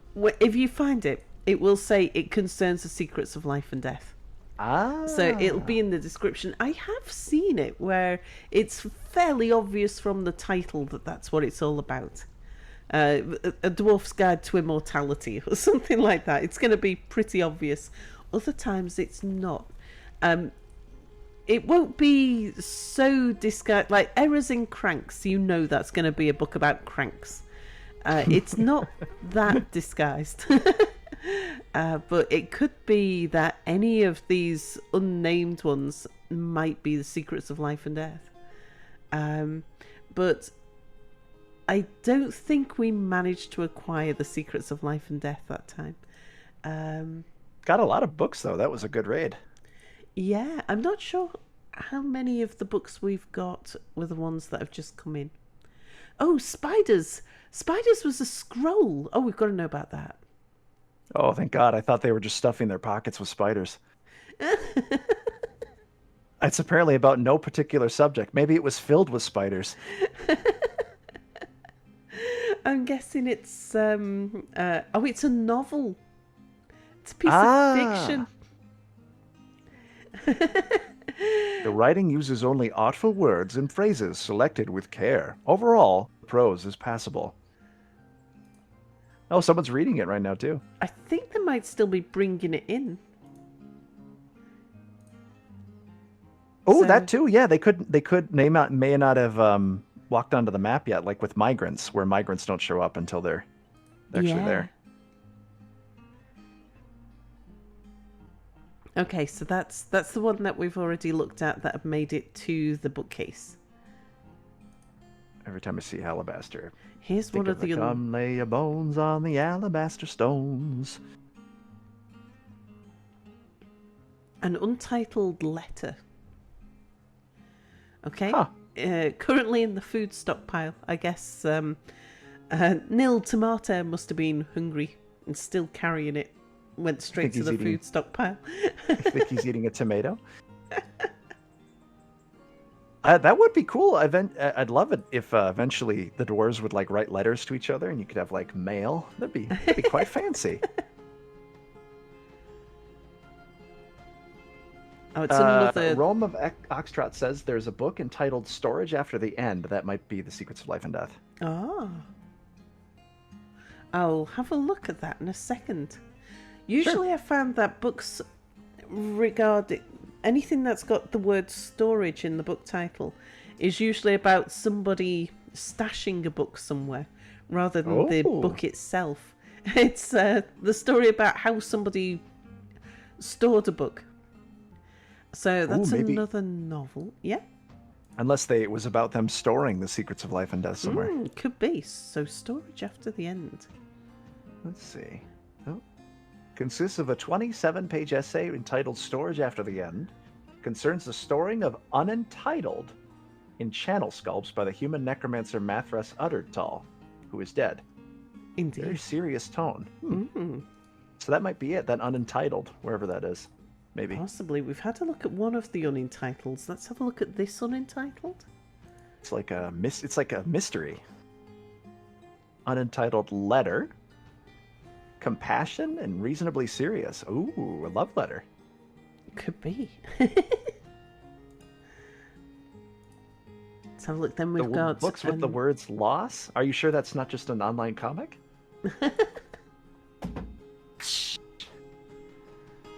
We've got a 6-page untitled letter in that one.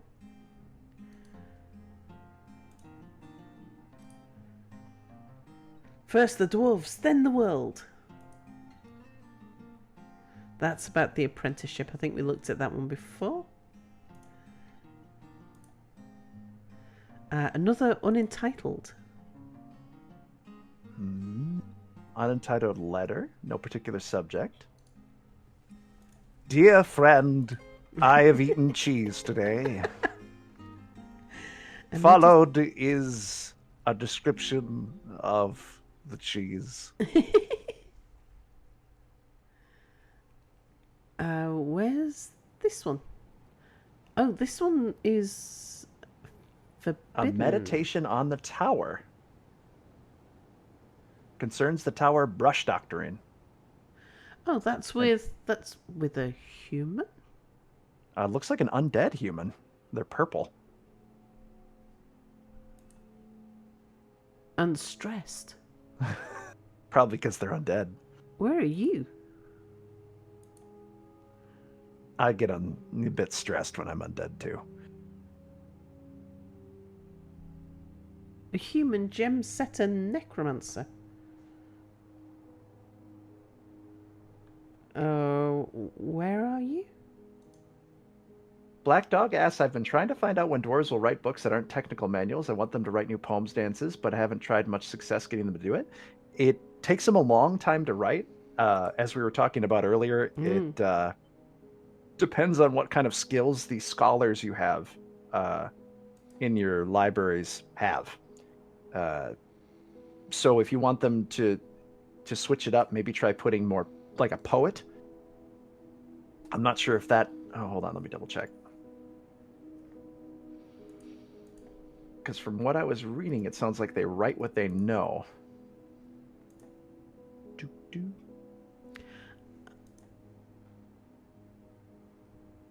I'm curious what's going on here. It thinks there's a book here. Is that a visitor? I didn't think so, and I can't... I was wondering whether maybe she's stuck in a tree or something. I mean, I've had so many attacks by the undead here. Let me just have a look under others. As Rome of Oxtret says, in my experience, making a performer a scholar will increase the chances of getting an arty book.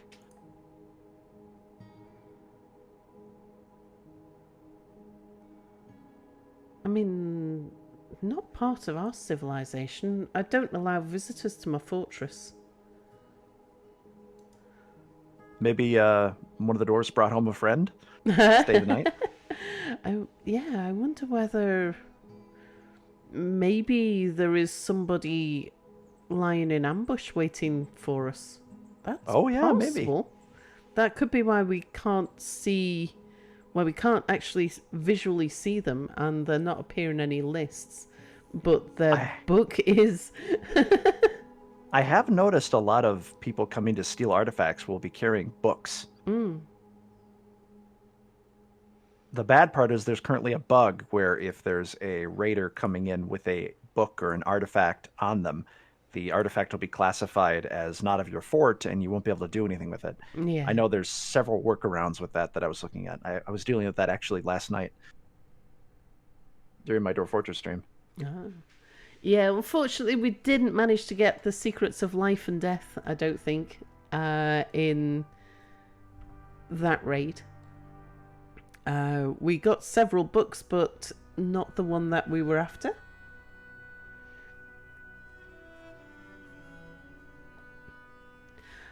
Could be espionage, but because usually with espionage, it requires you to allow visitors to come into your fortress. Most of the necromancers that have visited, well, in fact, all of the necromancers that have visited us so far have been part of an attack. Raid again, says chap. Let's let them bring in the books they've got.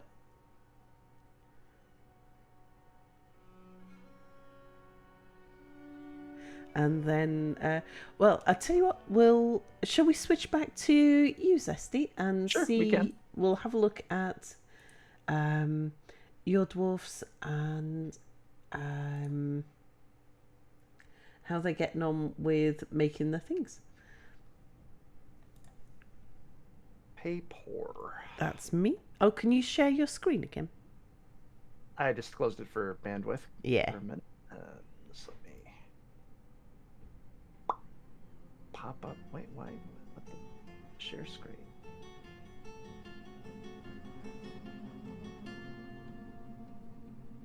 Why isn't it? Oh, there it is. Okay, sorry. You found it. It's okay now. Yep. All right, is that working? That's working. Perfection. All right, let me just check the job list. We'll just sort of... I'm just going to get my kobolds inside while we wait for these siegers to...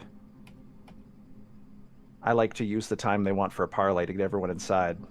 And then I tell them, no, I don't negotiate.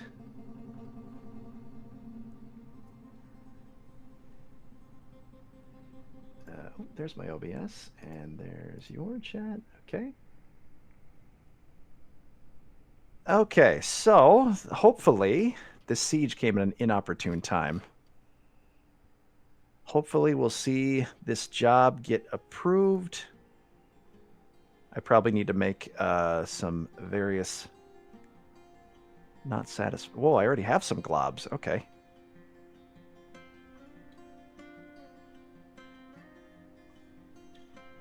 Non-press slurry, paper slurry glob. Not satisfied for next check. Oh, for heck's sake. All right, let's just do a pressing job manually then.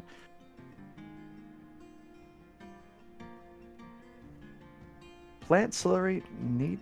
What? Okay. There we go. That's just... Sometimes you just gotta brute force it. Yeah. There. Yeah. Could be the manager's busy doing things. Yeah, I have him just a massive list of things to do. Yeah. Okay, so we'll wait for them to do that. Someone will come up, they'll process those plants whenever someone is free. Just let me check. My burrow isn't assigned there. Let me...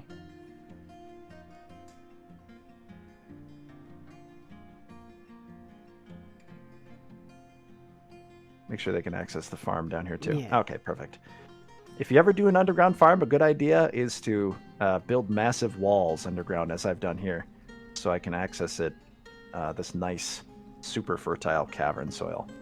I only recently started doing that. I used to just plonk my farms down in any old dirt. Yeah. Once they're done with that... Oops, sorry. I've only recently started making damp soil, damp rock. Because it's as good as cavern soil. Really? Yeah. I did not know that. I thought, damp rock, really? Okay. That seems a lot easier with the setup I have, too. I should do that. So he actually just made the quicklime, but then canceled it because he ran out. So that means we've got a bit of quicklime. Let's pop over to here, to our ashery. We went to the kiln, to remind you all, for those who weren't here earlier, and we just had them make quicklime, and they use a bag. There they have that quicklime bag right there, and they use a typically a flux stone. You can look up online the exact list of stones that take it. It's the material, I forget what it's called, the something... Calcinite. Yeah, calcite, right, there you go. And then I go over to my ashery, and let's make some milk of lime. We can milk a lime here. Someone should come up right away and do that. There we go, perfect. I should have auto butcher on, so we will see plenty of hides showing up. They should be showing up in my corpse stockpile here. The only bad thing is they rot very quickly. Yeah.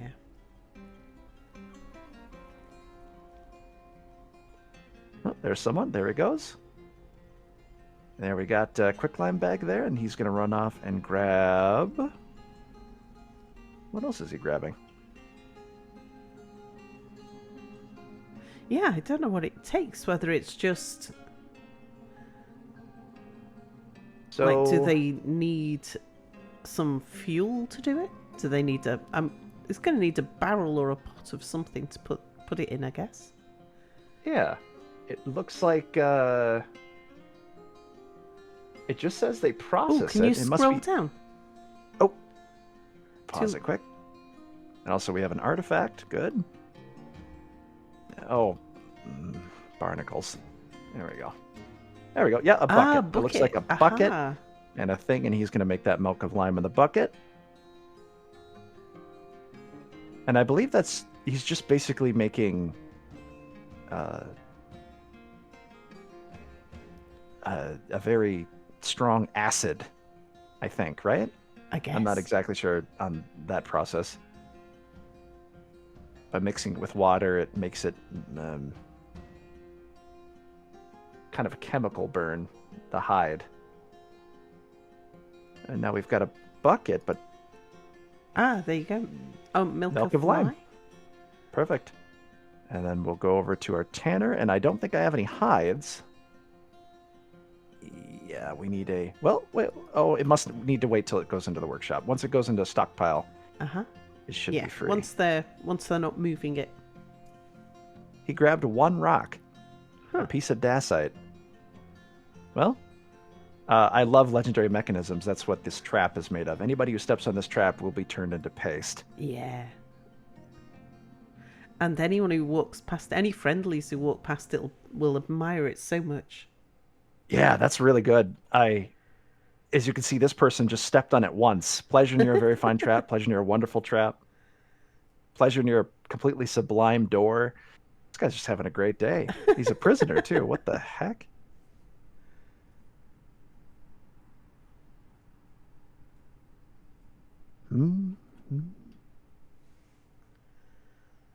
Okay. Ah, here we go. Now we need an unrotten parchment producing body part. So that will just be when it's going to compete because it's going to want to tan that hide too. Oh, and you'd have to turn that off in standing orders.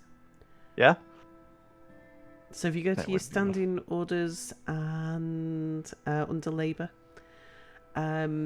automatically automate tannery down the bottom. There we go. Automate kitchen. I didn't know there was an automated kitchen. Yeah, that's for the fat. Ah, okay. Yeah, that's right. That's right. Yep, for the fat. That's a good one to keep. Now I have to be careful because I've seen that they store those hides, I believe, in your corpse stockpile. In your refuse stockpile, you can turn that off if you go to the custom settings and go to item types and do a search on raw and turn off fresh rawhide. Beautiful.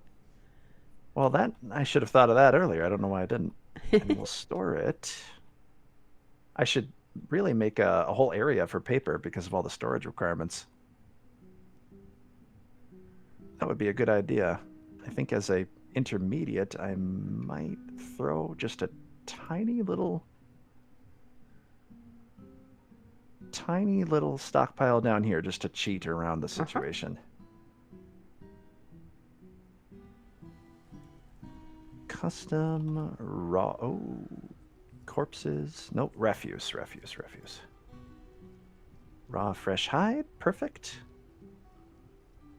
Trying to think if there's anything else I want to put here. I don't think so. The problem with having it in a refuse stockpile rather than just leaving it in the butcher's, though, is it'll deteriorate faster. And it goes very fast. Yeah, you might actually be better off just leaving it in the butcher. You think so versus the stockpile? Yeah, I think it, because it'll last longer. It gives them a bit of chance to go and collect it and process it. Okie doke. Then I will put the tanner out here. Or the tanner, yeah. Yeah, it's a tanner that does it, isn't it? Good job, right. Yeah.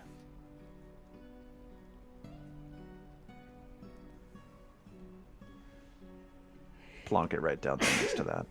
Excuse me. Bless you. Thank you. Alright, and while we're waiting on that, I'll just do a little protective coating so it doesn't get rained on. That's going to look a bit weird, but that's okay. It's just temporary. I tend to force myself to try to build aesthetically, even if it's inconvenient. Wowzers. There's a lot of dwarven dancers in my tavern.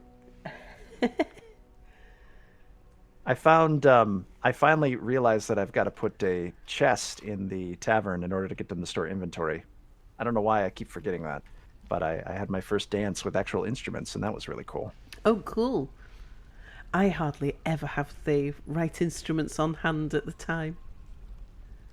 Do you know if I know currently it doesn't seem like you can actually see the song like you used to in the older version. Oh, you can, yeah. What you do is you look at the task list. The task list? Yeah, you have to catch them at it. But yeah, you look at the task. So you can see it from the character screen as well. If you look at the character screen and you see the tasks that they're doing. Sorry, the main character tab, the one that's got all your characters on. That's it. Creature tab, that's it. So the first of the... Yeah, there you go. Listen to poetry. You can see the poem there. Well, darn. That's good to know, though. I for some reason didn't think to check the labor tab, and that would have been nice because I think it shows like if they're mimicking like an instrument or if they're actually playing an instrument. Wow, that is a lot. That's a lot of invaders you got there, yeah. A lot of kobolds too. Oh, look, they're discussing the lever. Where? Oh, the lever, huh?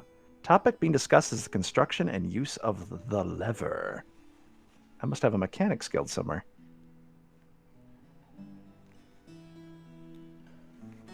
We could theoretically make paper from mammoths. That's true, DDV.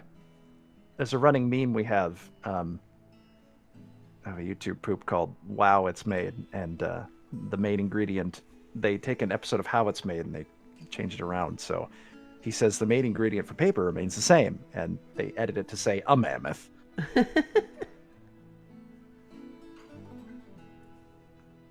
I wonder if they're talking about levers because I have some artifact levers lying around. Oh, more Forgotten Beasts are doing epic fights downstairs. Hey, Skitty Lou's in chat. Hello, Skitty Lou. Hello. It was on one of our previous episodes. Glorious. Hello. Now I should... this is a handy tool for those of you who are more familiar with the game. Auto Butcher in Dwarf Hack. Highly recommend it. Mine should be enabled. It might have unenabled. I'm not sure. But it... oh, good, it is. Yes. It will check, and it will try to keep certain levels of females to males, and it will auto-designate them to butchers, so you don't have to go through and call the herd. It will just do it automatically for you. Yeah. And I found that to be helpful, especially if you feel bad for murdering a whole bunch of animals and you don't want to accidentally murder your only breeding pair or something. And it used to be that the auto-butcher didn't activate on any animals that you'd given a name to. That's good. There's a GUI for configuring Auto Butcher now too. Nice.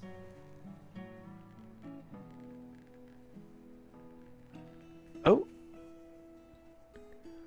Kalishid. Excellent. Artifact mechanism. Yeah, those. I have 3 of those now. Those are. I made the last few into just levers so people can appreciate them, and it's nice because those are things. When they're objects you can build, they can't be stolen. Yeah.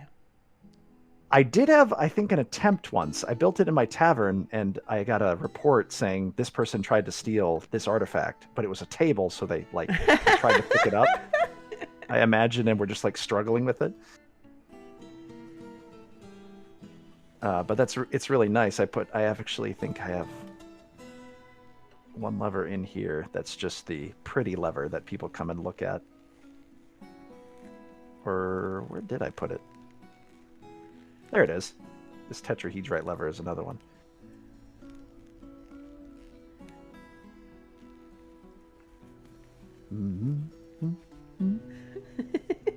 Why do we even have that lever?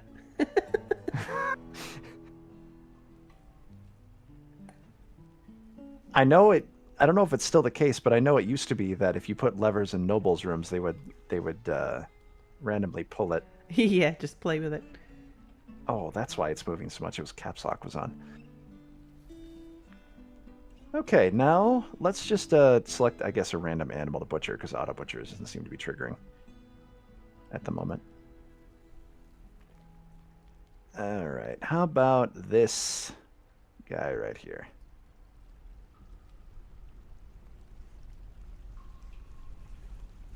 A placebo lever. Placebo, yeah, yeah, basically. If I just saw a random lever, I'd be tempted to pull it. I did notice, I know in the game code, I've seen on the wiki, things are not allowed to climb smoothed stone. And I noticed things were climbing smooth stone. Things will climb down from, I mean, this isn't smooth, but I had a couple areas like this where when my kobolds will see a goblin on top of the hill, if they're a warrior, they'll like just start free climbing this wall to get up to them. And even if it's smooth, which is technically supposed to be impossible to climb up. And I don't know why, and if anyone knows, let me know. Ah. All those villains put the big red self-destruct buttons in easy-to-reach places. Yeah! I've heard of forts with also self-destruct mechanisms where they explode with lava. I think the famous one, Boat Murdered, had one of those, didn't it?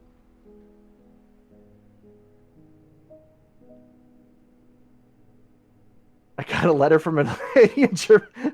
Moved into a new house. There was this light switch that did nothing, so every time I walked by, I'd flick it a fourth a few times. After a couple of months, I got a letter from this lady in Germany saying, cut it out. That's funny. Just verified in the source, says Rome of Oxtrot, Auto Butcher still protects units that have a name or nickname. Colleagues had told me today he had his Baron pulled a lever he connected with something, locking the 3 poor dwarves, which starved to death in some hallway. Yep. F the world button. Right. Okay, we've got the slaughter order coming in. Getting lots of lag because of all the goblins. All the invaders, yeah. Although that they butcher so quickly once that animal's in. Oh, here he comes. Now I just have to remember that I have that. Okay, wow, that was fast. Make parchment. There we go. And there, grabbed the hide, tossed it into there. There's the alpaca skin.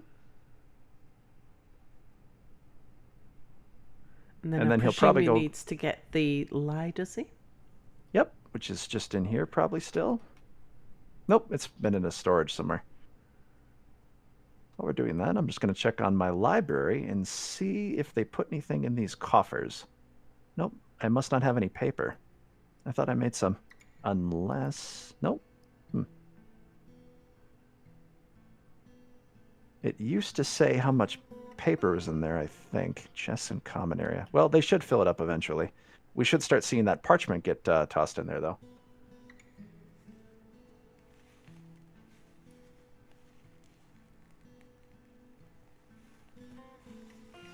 Can they write on parchment that hasn't been made into a quire or a scroll?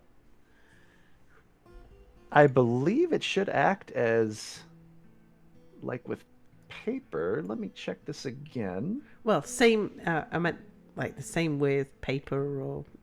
If you put down a sheet of paper or parchment, can they write on it before it's a quire or a scroll? Yeah, it has to be either a quire or a scroll to write on it. I thought so. Yeah, sheets are not eligible for writing. I wonder what I must have been confusing this with another game. I know there was some game where you'd put paper in a room. I must be thinking of that, whatever that is. All right, let's make some of that then. I think we've got some in here. Rock. So you'd need to make the scroll rollers if you want to make it into a scroll. We could make a little bit of both, I suppose. And the other version, which would be the Oh, I was just looking at that word and I've forgotten the word. Another game? How dare I? I know. If I was trapped on a desert island, Dwarf Fortress would be the game I'd bring. Yeah, me too.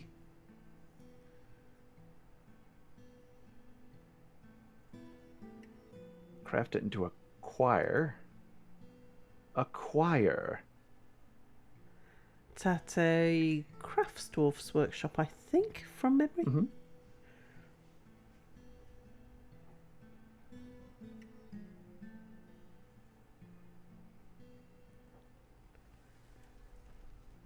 I couldn't remember if you needed to make the outer binding.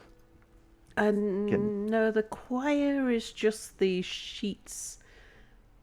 I can't remember whether they're sewn together or not. Because you don't have to bind the choirs. I think you bind the choirs after they've been written on. Right, that's what it is. Yeah. If you want there to, we got you some don't in have there. to. Oh, there we go. We got a pigtail paper sheet. Looks like I was making paper. That's good. And we'll turn that into a choir. I never realised the sheets had quality to them. I guess that'll affect the value of the written works. I'm not sure if it does that or if it treats it like with... Let's see. Oh, here it is. I stumbled across it perfectly in the wiki. Original works will be separated. Artifact level core or total quality items. So it looks like it must translate because it does mention... Yeah, sometimes when you buy a book from a trader, I've had quite recently I've had a trader turn up with 2 copies of a book, 2 copies of a codex, and the prices were vastly different, and it was the value of the binding that affected, and I presume the value of the sheet as well. That affected how much the book sold for, so I bought the cheap versions. I just noticed the choir it made was of a lesser quality than the sheet, so I don't know if that value is lost in there or not. So I just got a choir made. They should... there we go. Game's being a bit funky. And requires bookbinding. Do I not have a bookbinder?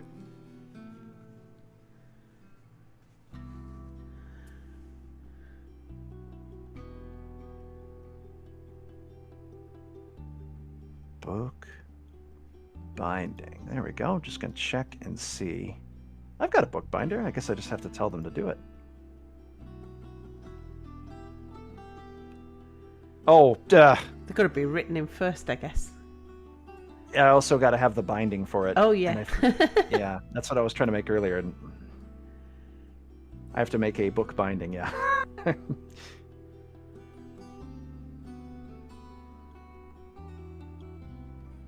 And I forget what it's called. I've seen it so many times before, and my brain is just blanking on what the book binding is called for not remember. A scroll. Excuse me. Maybe if you have a look under work orders. Oh yeah, that might be a better way to do it. Yeah. You could try doing a search on book and just see what it comes up with. Oh, it's just a book binding. Book binding, yeah. You can make it out of metal too. And glass. And rock.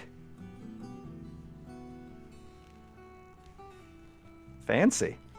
Let's make it out of gold. Gold book bindings. Make a very good weapon. Yeah. Make sure we have warrior librarians. I don't know if anyone remembers the... back when Diablo 3? I can't remember, came out, there was a joke for April Fool's Day. The librarian was supposed to be a playable class. I remember my friend showing me that. And he would throw books at people, and his ultra move was to shush, and then everyone explodes.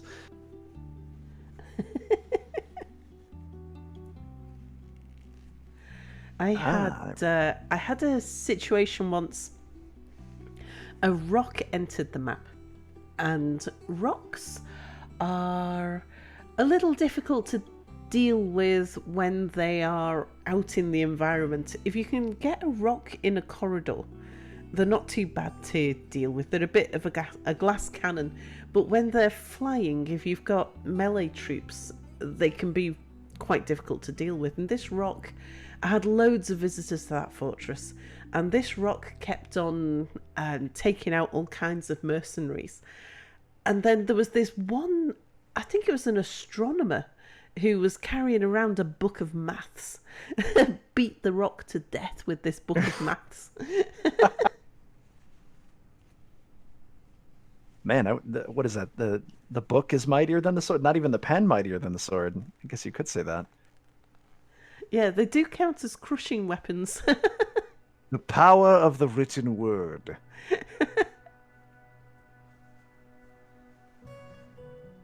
Lead line books.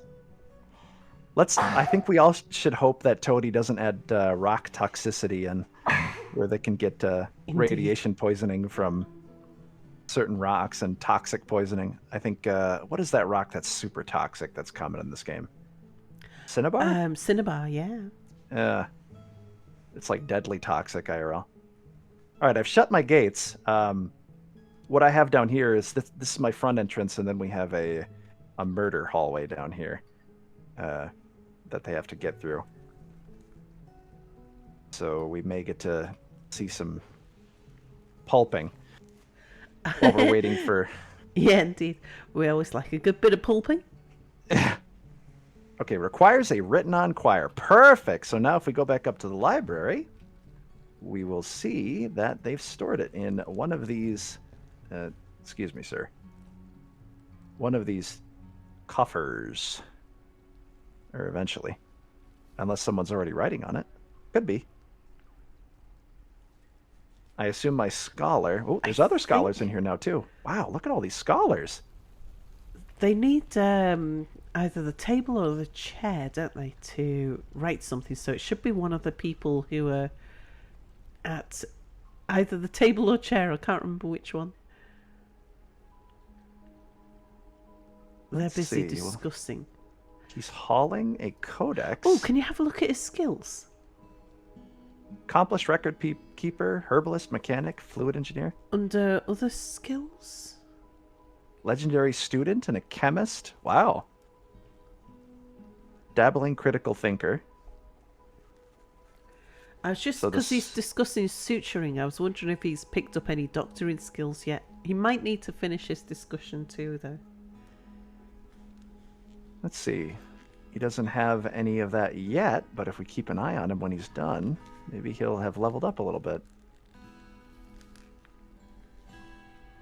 Who's he talking to? I don't have any doctors in here. Maybe another scholar who's visited. There's a lot of scholars in here. You should make lead buckets just because, even though they're actually a bad idea because they're so heavy. Yeah, that's lead is such an easy to get thing in this game, and I've used lead, and then I realized, wait, that wasn't a good idea. Lead is very heavy. This is a very long discussion on suturing.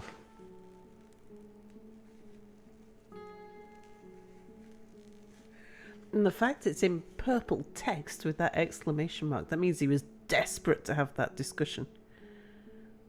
Oh.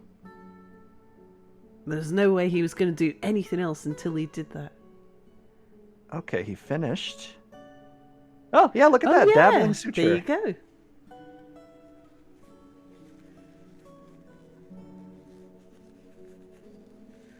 Interesting, he's got a number of dabbling skills, I wonder.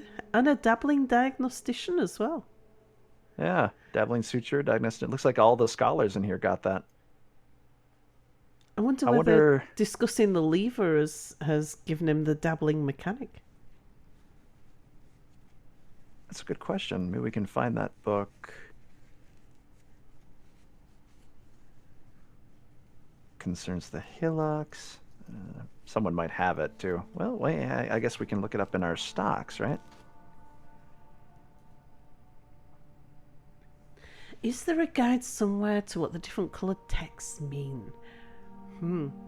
Objects. I've learnt it somewhere. It might be on the wiki, but I can't remember where.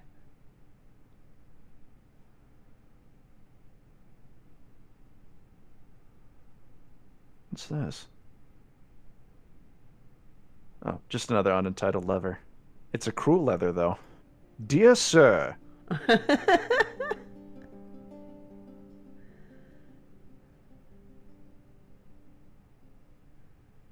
I'm not seeing that lever book for some reason. Someone might have taken it.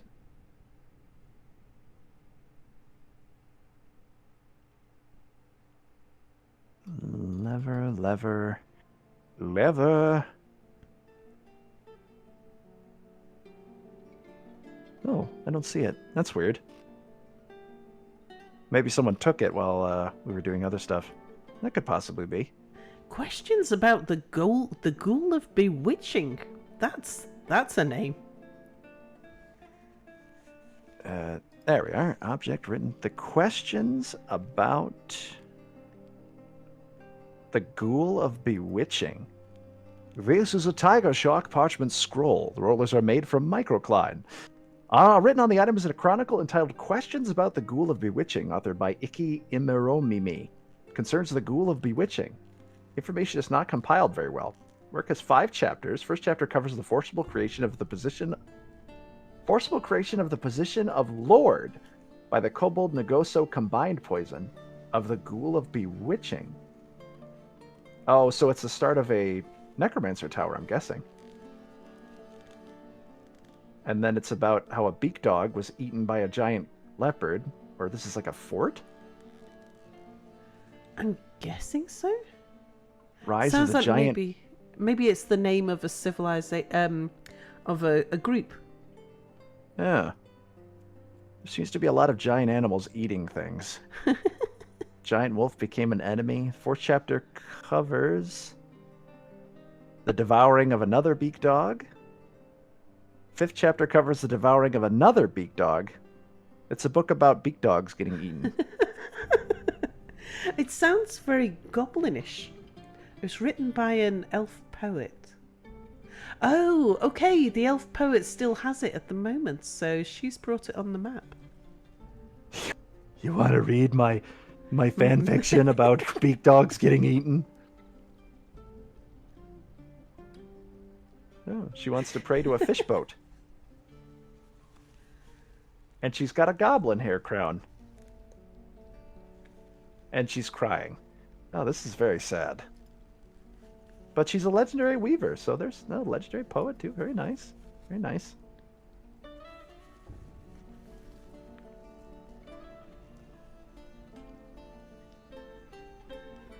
Okay, now how's that parchment coming along? I assume they just got it done. And someone's already grabbed it. Okay.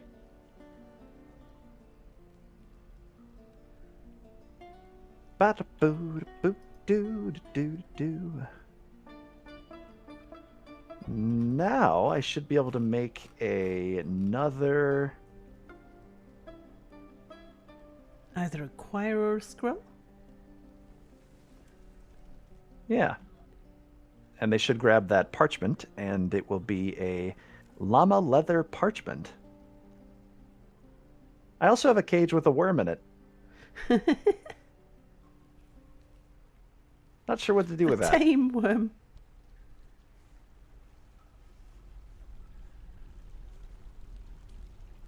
I bought it because it interested me so much why they put in this massive cage just a worm. Maybe to fish with? Isn't that what we use the animal dissector for? It's Hey, like when look, you've there's the got parchment. Oh, yeah. And there's that roller I just made, and it's going to make it into a scroll. And there you go. Requires a little bit of fiddling, but you can automate this as you practice making it one by one, and then you have them bring it up and store it in these things. I'm not sure why I'm not seeing them get stored up here. Maybe they're just being used right away because there seems to be 100 scholars in my library.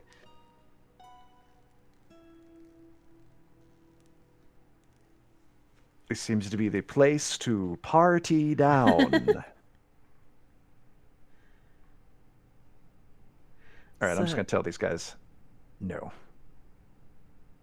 I can't wait until they make it so you can turn off these petitions. I would love that to be a thing. If there's any Dwarf Fortress coder and you know you're planning on adding that, please let me know.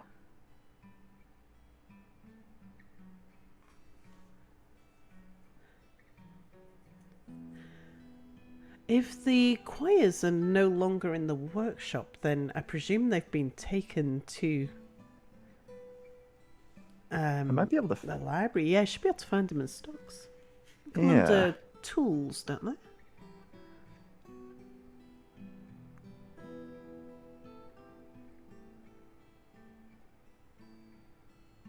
Tools. And then, let's see. Just find the scroll.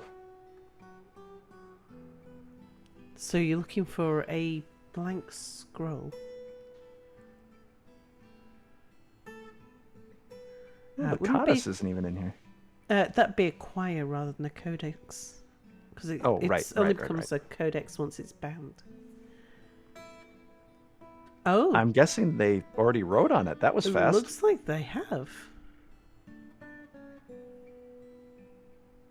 Huh. Well, Is that who's it with? Is that already? I mean, and who authored it? Is that the author a person that's in your fortress? I'll take a look. It was a dwarf, so I'm guessing it's a visitor, but it looks like I have so many scholar visitors and they're just immediately cranking it out. So there's definitely... I definitely need to get this paper industry up so I can... Yeah.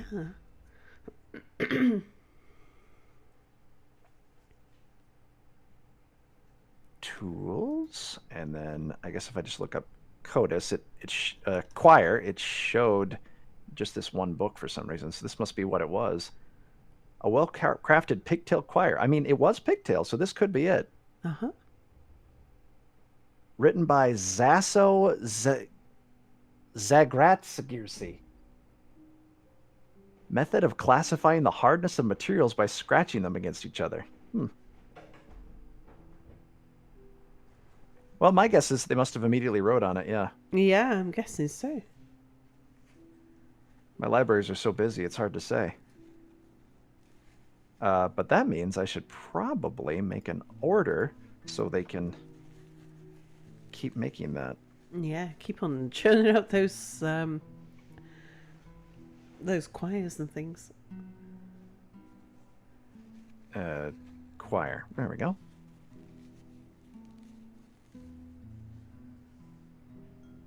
And then the amount of choirs and sheets. Oh, wow. Okay. Let's pump this up a bit. Maybe we can... Oh, wow. Right on. So, yeah, we'll have just a booming industry for it. Paper seems to be potentially one of the easiest ones. With leather, I guess if you have Auto Butcher, could be a good way to get paper, but I would imagine that would be hard to automate.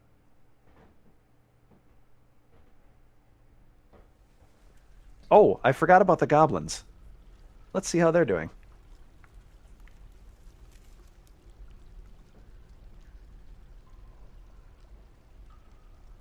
See if they want to borrow some of my books.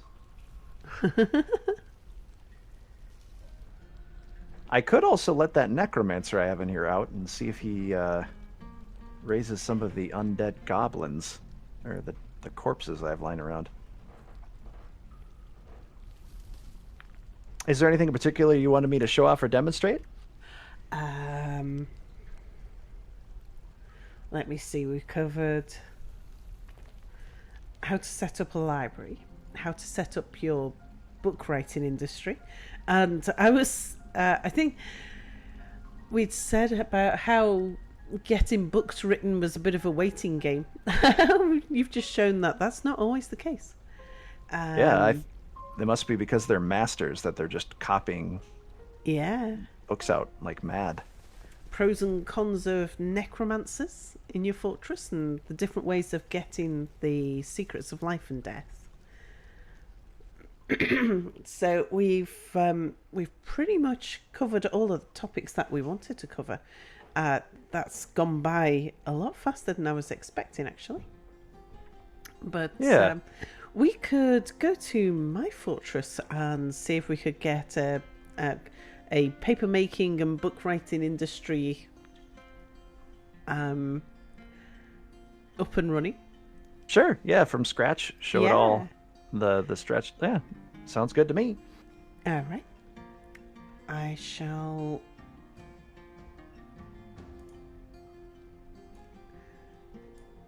move you over there.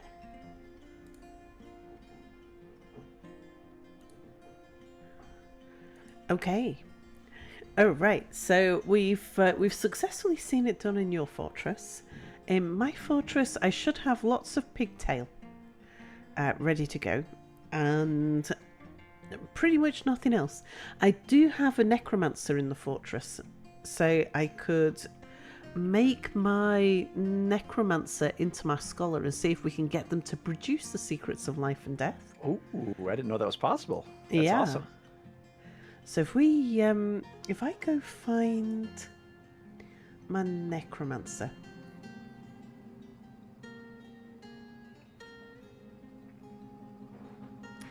Yeah, oak tree. If we have a look at oak tree's skills, his knowledge. I'm wondering, I haven't checked this, but I'm thinking the secrets of life and death, I would have thought would be under here.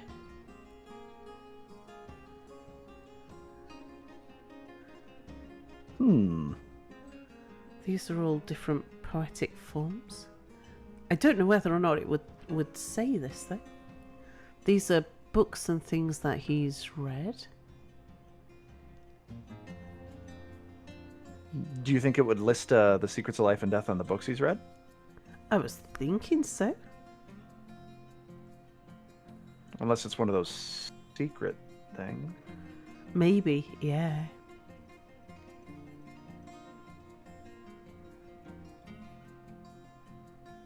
Secret anatomy. I think that's the one we looked at. Yeah, we did check that one. Does it list them in chronological order in which he's read them? It looks like, I think this is the order in which he's looked at them. But if we've got the magnifying glass, the tower and other travesties, I think that means that he's read it in our fortress. Ah. Because we can go and look at it. What's the poems though? Oh no, so we can just inspect it in more detail. Ah.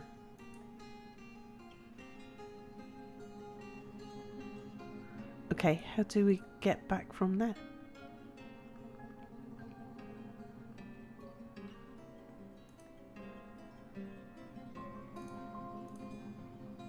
Oh right, I see. So we can. So if I go right up to the top, these are the technical things that he's looked at. The technical knowledge he has. Struggles for survival. There are... Natural history. It lists it, doesn't it? Hmm. I wonder... I don't know what topic Secrets of Life and Death will come under. Because he's a necromancer, so we know he has the knowledge. But, yeah, I think... It must be hidden. Either it's hidden, or it would be under... Fortress, necromancy. It wouldn't be a poetic or musical form. Just seeing, I'm going to check the wiki and see if it lists on there. To the wiki!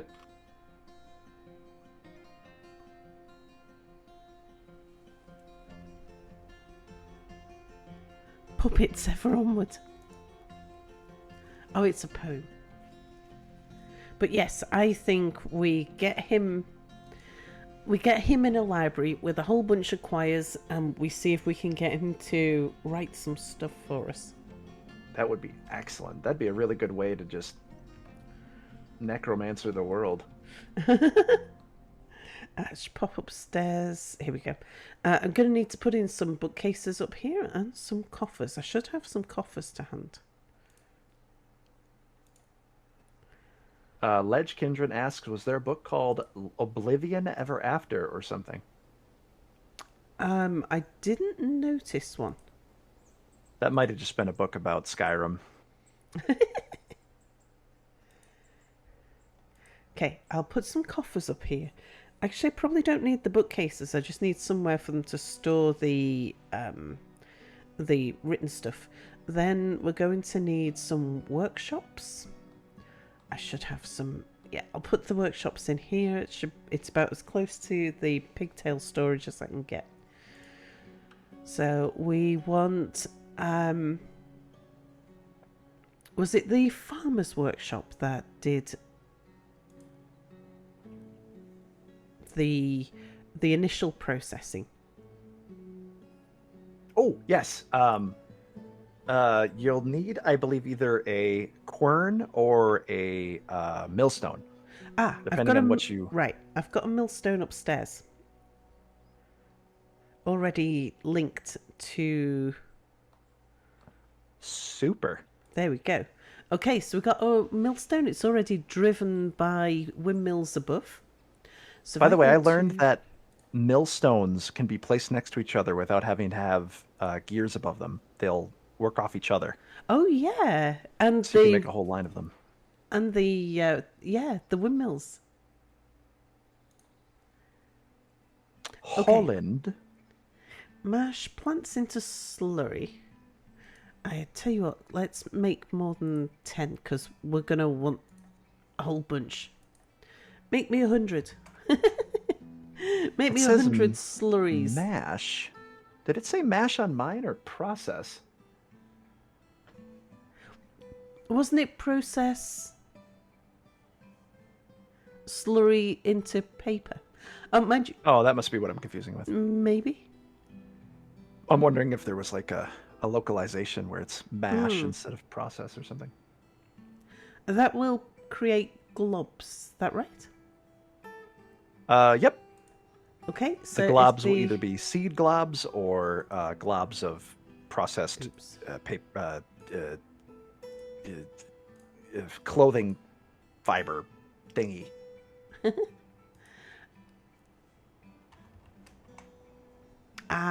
Okay. So I can't use this as my check because I've got globs of some other form lying around. I presume something like the soap making industry might. Maybe the globs are what it something. produces. Yeah. Yeah. So that yeah. So yeah, I've got more than 50 globs already lying around, but that's not plants. That's not plant slurry. That's something else. So it's too bad it lumps those together. That, yeah. But what I can do is say, every season, make me. In fact, we want to do it a lot at first. Every month, do 100. We'll turn that down after a little while. Okay, so once we've got the slurry, then we go. What do we go to next then, Zesty? Yeah, we'll need a presser. So wherever that slurry gets stored, you put a presser next to it. Unfortunately, you can't automate pressers. As in, they aren't like powered by windmills, so they're a bit slower. But it's like you'll need I believe. Oh, I can't remember it. Yeah, it's a workshop item though, so you just make it in the workshop tab to make a presser. Okay, so I already have some if you have a honey industry. I haven't set my honey industry up yet. So it'd be in a farmer's workshop. I think it actually might be under machines/fluids. Yeah. On the far left. Yep. Machines, and I do the same thing every time. Maybe it's not. Oh, no, it's not. It might be. It must be under farmers' workshops then. It's either. Where is it? Oh, I remember it was somewhere weird. Or is it a standalone screw press? There we it go. is. Yeah, it's a standalone thing. So it just, in fact, just in case anyone's looking for it, if you go to workshops, it's screw press. So it's not under any of the subcategories. It's just there by itself. Surprised it's not under farming since it's related mostly It's to actually farming. really small. I can put that right upstairs next to my press. As Ledge said, it does take just 2 mechanisms. That's right. It looks like it takes more stuff, but it's just 2 mechanisms. Right, you're going there. Yeah, any mechanisms will do.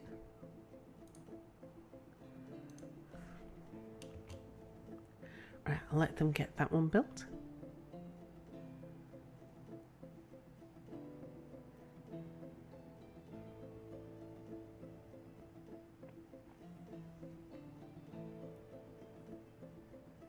And then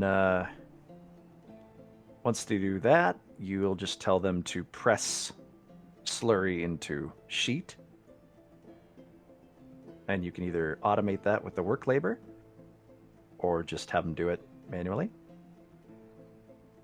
Yeah, we'll get it set up as a work order. I guess if you have a lot of animals you're slaughtering too, you could also do it with the leather way, the parchment. Making the parchment. I've got I know I've got a huge amount of pigtails that I can use, so quite happy for them to. Yeah, and it's less fiddly because Yeah. with the slaughtering you have to almost do it manually, don't you? Well, Let's click off. Oh, won't give me the option of a new task there. oh, that's weird. Isn't it? Is it? Oh, there it goes.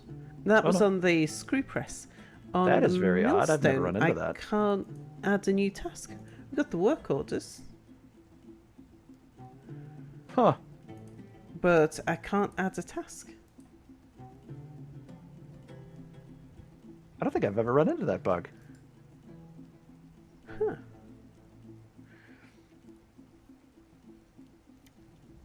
Oh, I wonder. Actually, I might. Let me just check and make sure. I might have turned off the mechanism. I wonder if that's it. Ah. That could be, yeah.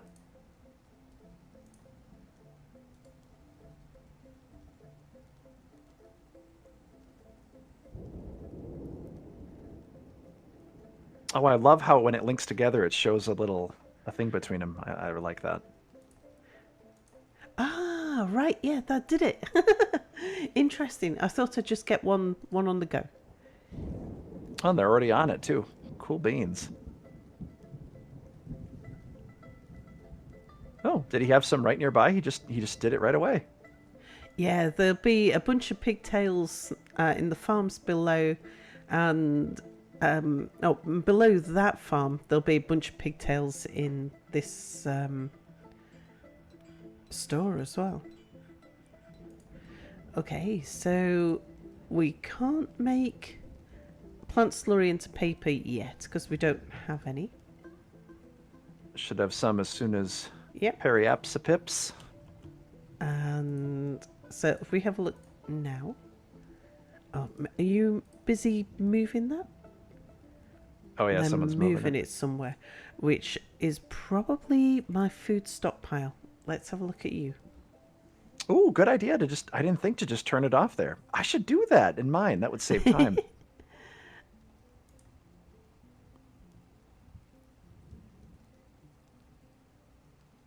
I presume it comes under pigtail slurry.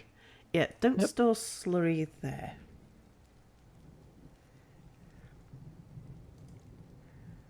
You can leave it at the workshop. There's no need to carry it away to carry it back again.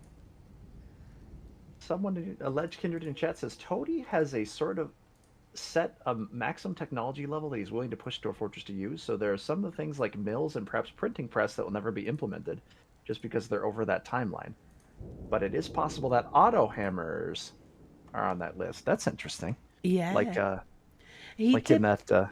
Sorry. Keep going. He. Sorry. He stated a rough year where his cutoff for technology was roughly based around. I can't remember which year it was. But yeah, he wants to keep it medieval. So we shouldn't be getting guns, for example.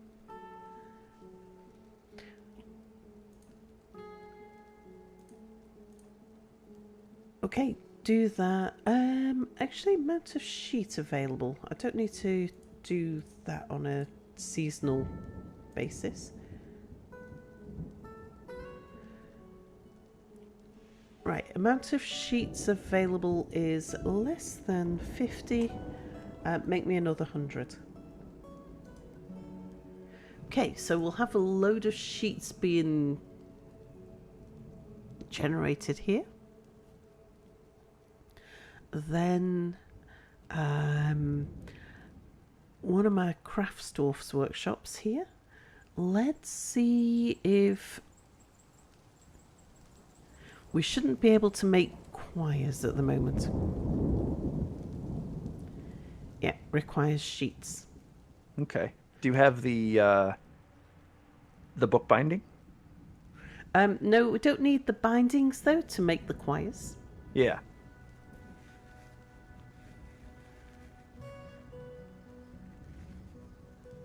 But if we've got sheets, I don't think we need anything other than sheet to make quires, do we? If we've got quires, then I can get the quires into the library and see if we can start getting them written up. Getting those Necromancer books.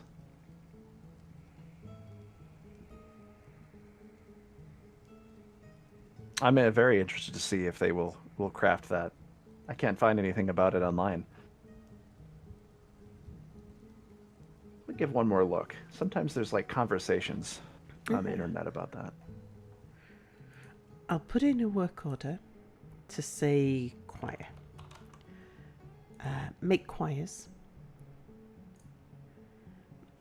Make me 100. That's a ridiculous number of blank books. If the amount of quires is less than 50, then make me another 100.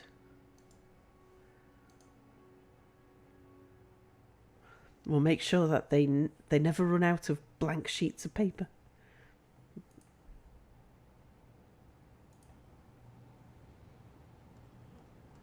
The books can be copied. They said they are as of yet to see one of their scholars write an original piece on the secrets of life and death, but they haven't worked on it too much. This is just a random other article of someone trying the same thing.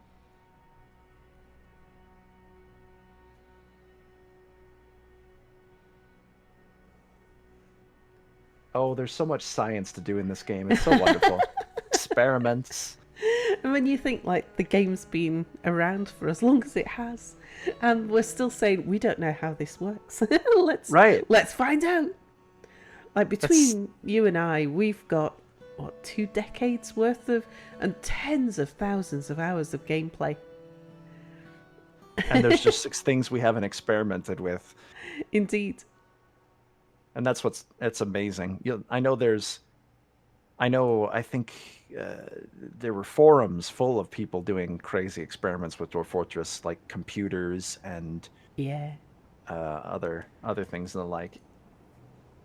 Okay, so there's now a quire, a blank quire in this library dining room. There we go. So now what I'm going to do is go to my... actually, I should be able to do it from places.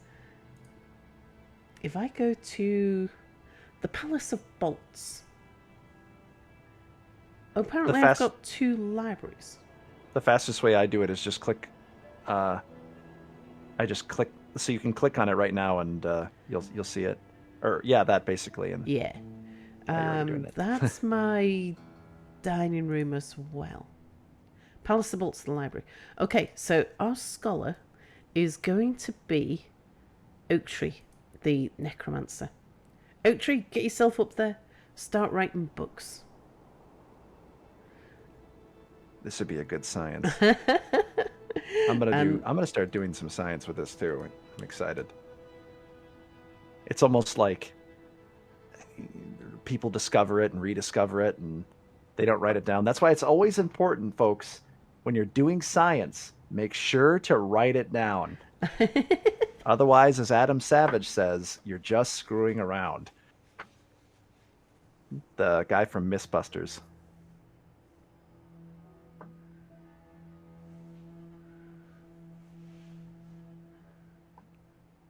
Now this, because it is the dining room, we will get lots of people coming in and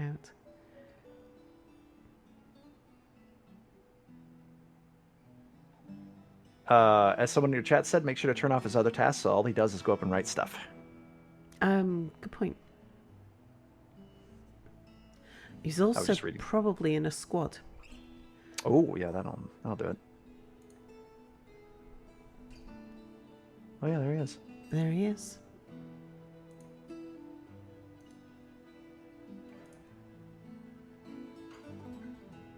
And let's go to the character screen. Oak Tree, where are you?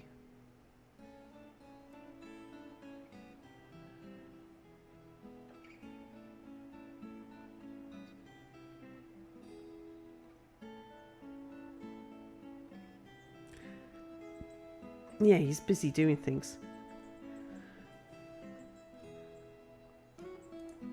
Okay, if I say you are now locked into whatever that labour is.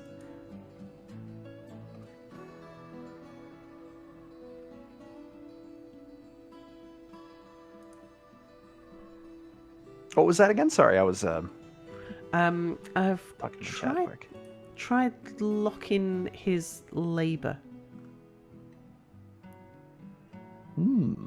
He's standing at the presser right now. Yeah, he's making plant slurry into paper sheet.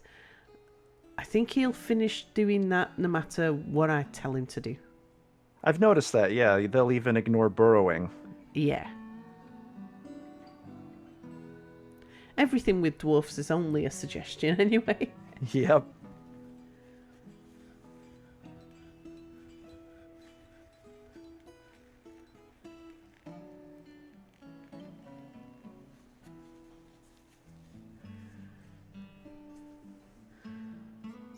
Adds a bit to the excitement to not be able to control them, and the only thing I wish you could do is tell them to retreat. Because the military charging into battle suicidally is, has caused me a lot of trouble.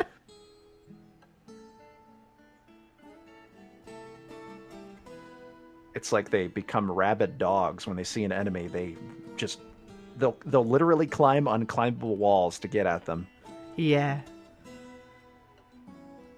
But only if they're in a military. If they're not in a military, they immediately start panicking and running into walls to get away. And they'll starve to death. Jumping off things and diving into rivers. Right, yeah.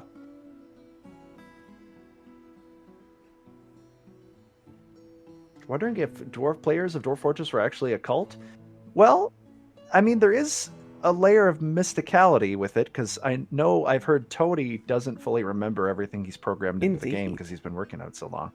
So there are secrets to be found. There's certainly a lot of esoteric knowledge involved.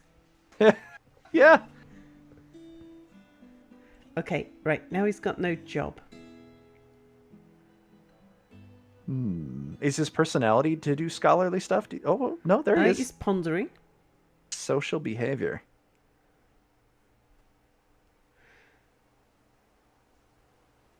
Is it socially acceptable to burp after a meal?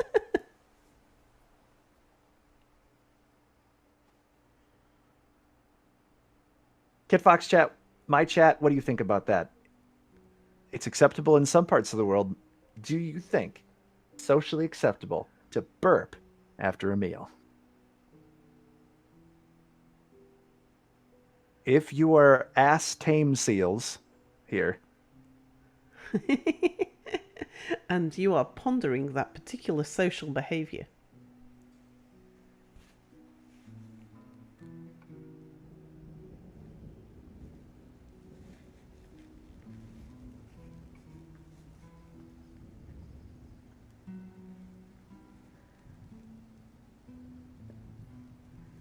I'm getting a lot of yeses so far.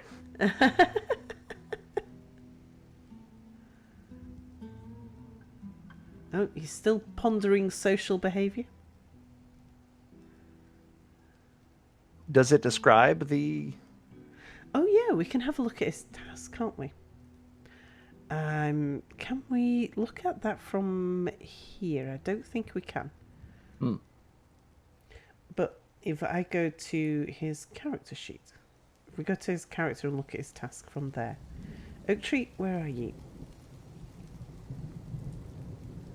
The topic being considered is the social behaviour of creatures.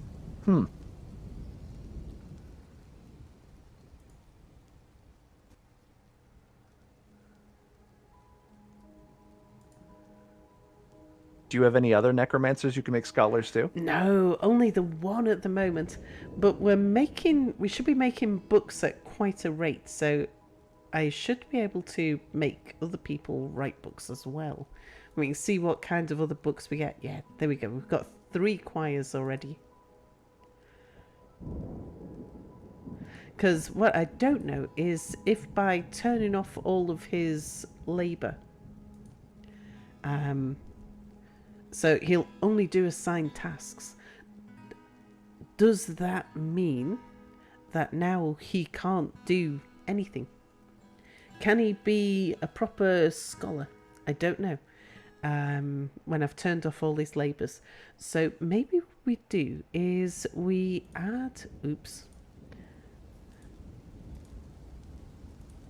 We'll add another scholar. And maybe a scribe.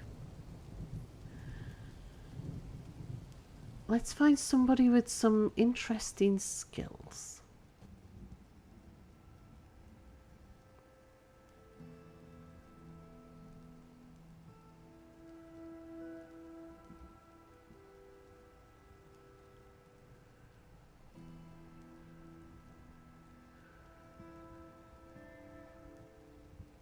How about some books on surgery? That'd be interesting. Surgery. Codependent. How about you come and be a scholar? Weird Norwegian, let's have you as a scribe.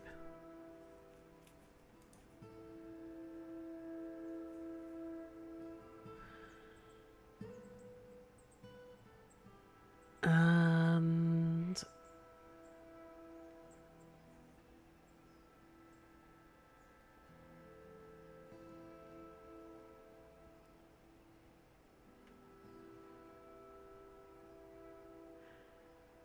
let's have...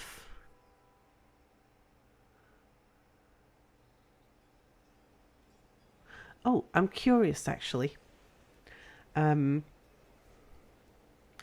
of my dwarfs, Vedafalna. Vedafalna's had some interesting times in this fortress. Vedafalna, you can be a scribe as well. Let's see what you get up to. What sort of interesting experiences?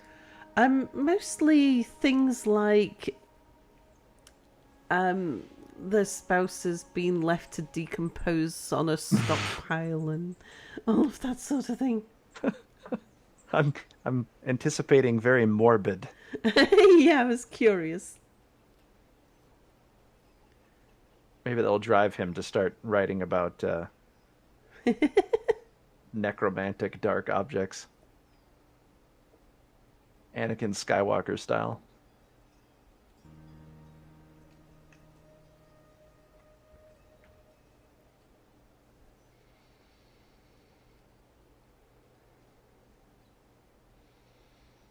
But words are hard, says Vedafalna in chat.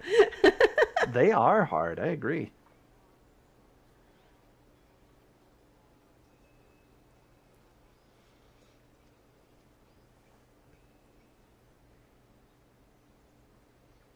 Write some Bluezesttv tunes.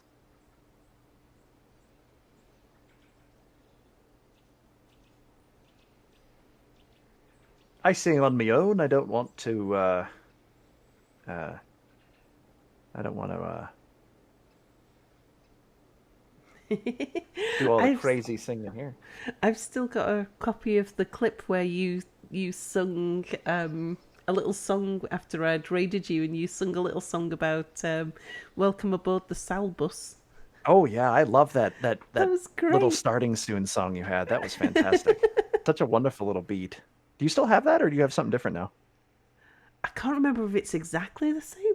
I think Mia had the original composer of the music remix it slightly. I think it's slightly Ooh. different. Let's just see what's going on. Just want to catch up on. Did you send the squads out again? I haven't sent them back out again yet. Ah. Right. Well, we'll let them tick over, and we'll see if anybody comes and picks up a choir out of the chest. It So we've got might take a bit. I know Yeah. when I looked at the, as I was saying earlier, the scholars, they do a certain amount of research, you could say, per Yeah. season. So it could take like years in game.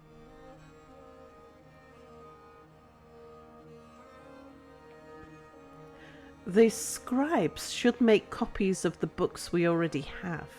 Yep.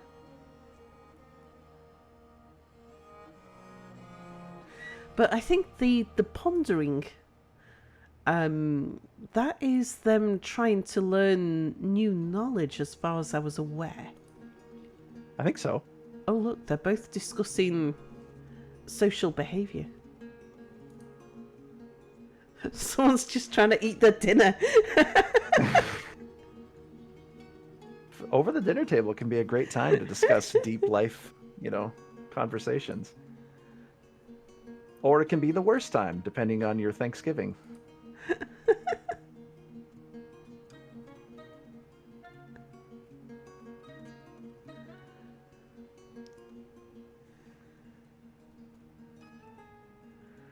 But yeah, maybe we will start to spread the secrets of life and death around the place.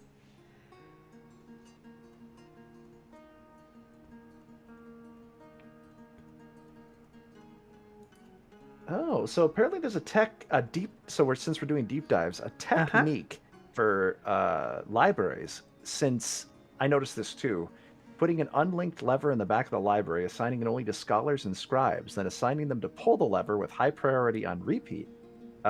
Because of the dwarven psychology, they will find themselves unable to resist reading, writing, or pondering something, and that's a good way to get them to stop and do something else. Apparently. Ah. Oh, they're And, discussing diseases now.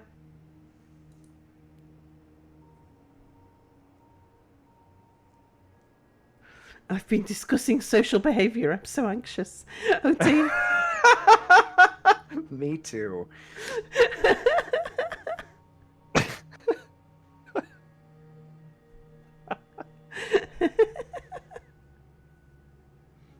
Hey, I tell you what we could do actually. If I go to my settings,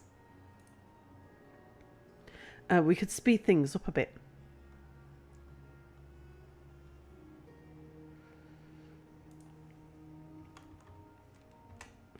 Ah, there you go. I tend to keep my speed turned down quite low, so I can keep a track of what's going on. But in this fortress, I think we're okay to let things move pretty quickly.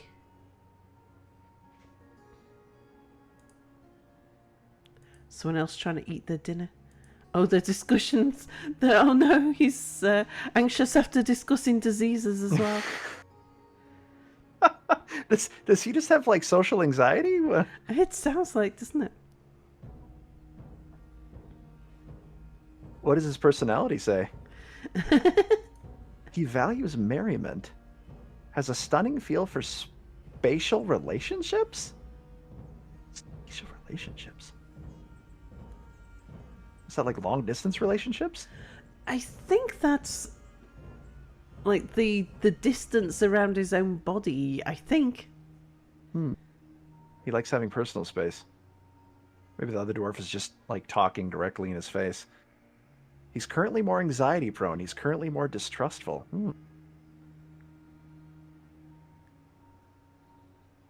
It might be because his mood is so low. He is thirsty and hungry, I saw. Yeah, Just guessing. it's a because he's a necromancer.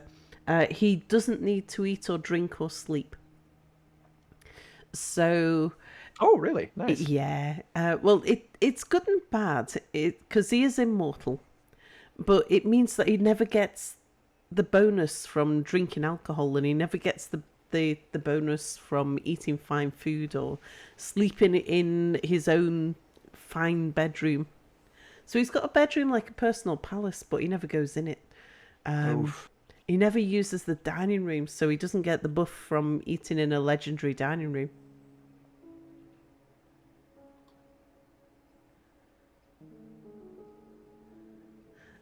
Necromancers actually become anxiety prone and mistrusting because they leave their society when people notice they stop aging. Yeah, we don't actually know his history. He was a guy who just joined our fortress. He came in on a migrant wave. It's possible that he's been driven out of earlier civilizations. Oh, hang on a second. Something's happened. A masterwork's been lost. And a grey langer has stolen some stuff. Ah, monkeys. Oh, damn it. They dropped all their armor. Oh, no. Okay, we need to get that stuff brought in. I hate it when they do that. Do you have your armies currently set to replace their clothing? I probably didn't. Right, to get that stuff moved in quickly, I'm just going to put a garbage dump inside.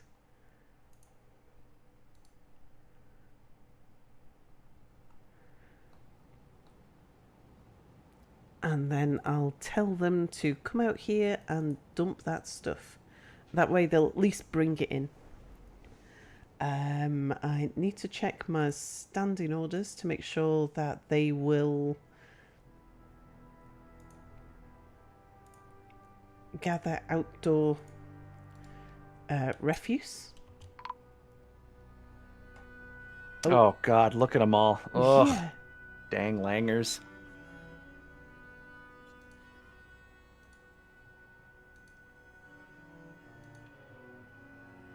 I've been really lucky with my embark that I don't have herds of thieves.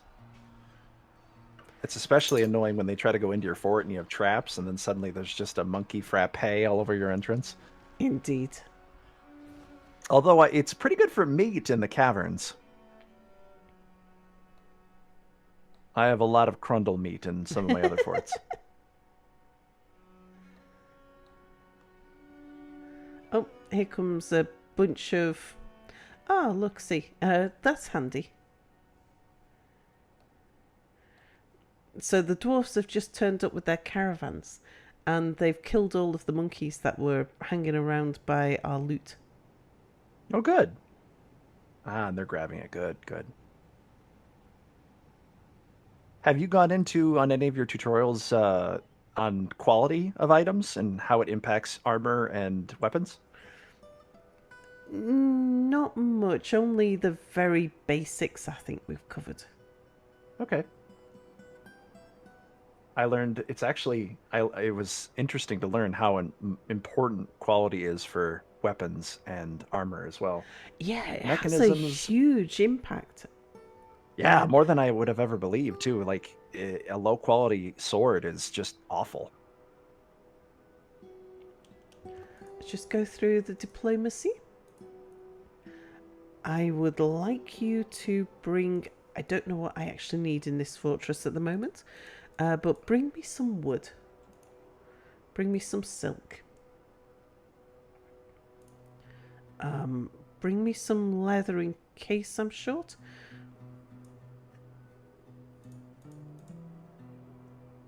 I know. Crundle, noun. Crundle, a source of meat and skin for cavern dwarves. From your chat, Ledge Kindred. Wood. And Another all various cloths, yeah. Message from your chat is if the necro spends you can make necromancers drink at least something by having a nice tavern with a tavern keeper that will force people to drink. You do risk the rest of your fortress, though. If there's a brawl, yeah, and suddenly the tavern's full of zombies. It's not so much that. I've had, over the years, I've had several deaths in my fortress due to over-enthusiastic tavern keepers. Is there a way for like any techniques that you've encountered that help prevent that? No, I've even had performers in taverns force feed dwarfs to the point of death. So with DF Hack, you can have a look at the cause of death if somebody's died. And if it says suffocation, it's usually because they have they've suffered from alcohol poisoning. Oof. That actually is probably what happened to my fort. I thought it was old age because it happened at the New Year. Maybe he was celebrating a bit too hard.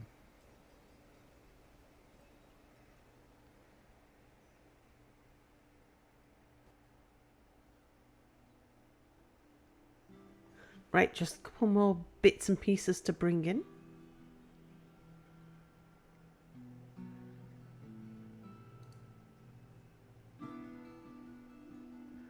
And one of my guard dogs is busy. Right. Now we've got all of that stuff brought in.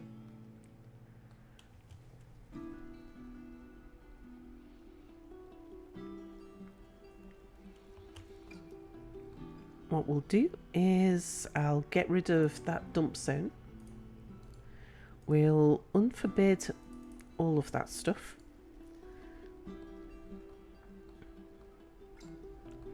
And I'll get it brought in closer. A little less of a rush now.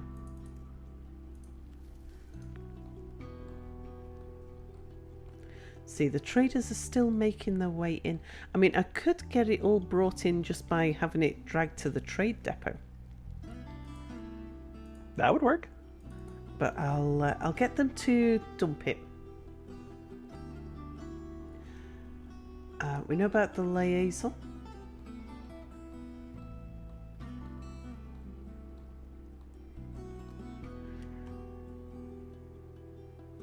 And now that everybody and everything is indoors,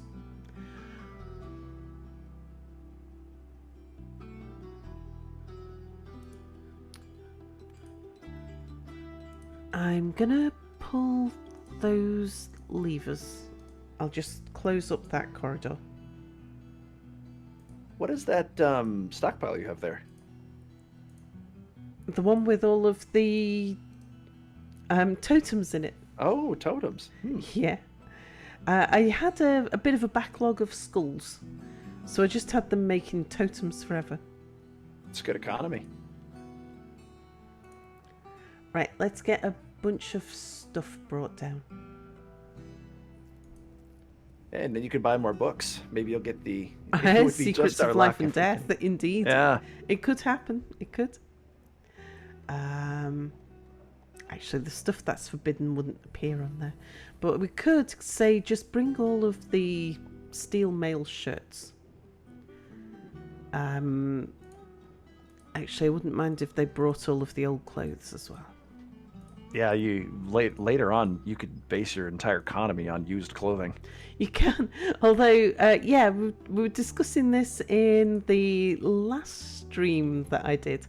The problem with trading in old clothes is that anything that you trade continues to exist out in the world. So if you have a problem with frame rates in your fortresses, it might be because the game is tracking the journey of so many of your old socks. Oh no. I did not know that. That explains why I've had FPS death happen so much. I mean, I don't know how much of an impact it has, but it does have something of an impact. Because, I had heard about this, but I don't often have FPS problems with my fortresses. So I largely ignored it. But then there was one fortress where it had a fairly long-lived fort. And I went into adventure mode and started exploring the surroundings. There was a load of human hamlets in the vicinity of my fortress. And every single hamlet was just littered with hundreds and hundreds of old socks and old pants and shirts and mittens and Making nests out of them. oh dear, it was dreadful. Just entire villages of foot fetishists, Yeah. sock houses. So, Do you know if there's a dwarf hack cleanup for that? Because that's brutal. there probably is. If you can get them to dump them into a refuse stockpile, they will just degrade.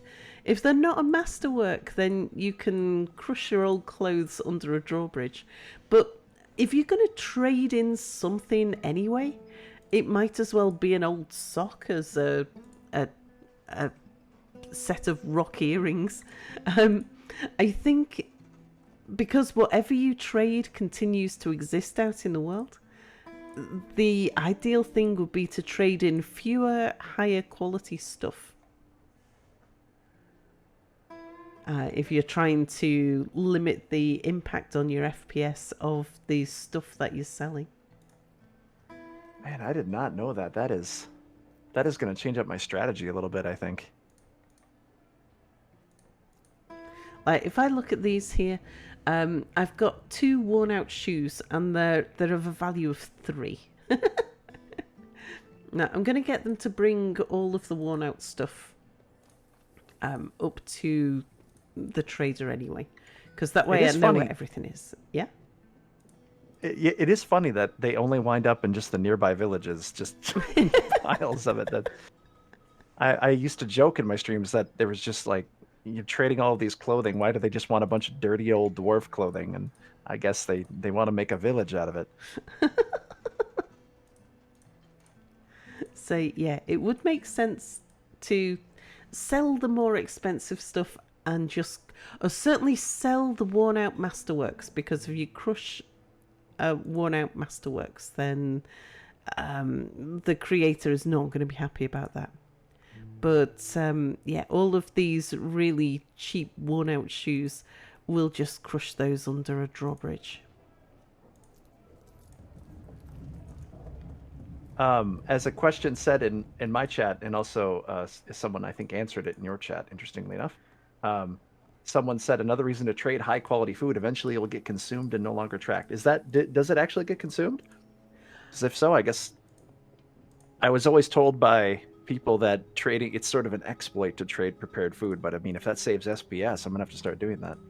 I don't know if it'll get consumed or whether it would eventually rot, but you're selling the barrels as well, so you still end up with a barrel being tracked out there. Oh, yep, man, there's no way to escape it. It's like a slow bleed of FPS as you play. So I think the key thing is to trade fewer higher value goods.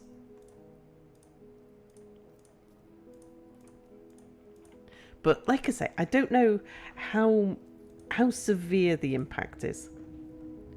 But yeah, if you're having problems, it's certainly not going to hurt to limit the amount of stuff that you're trading.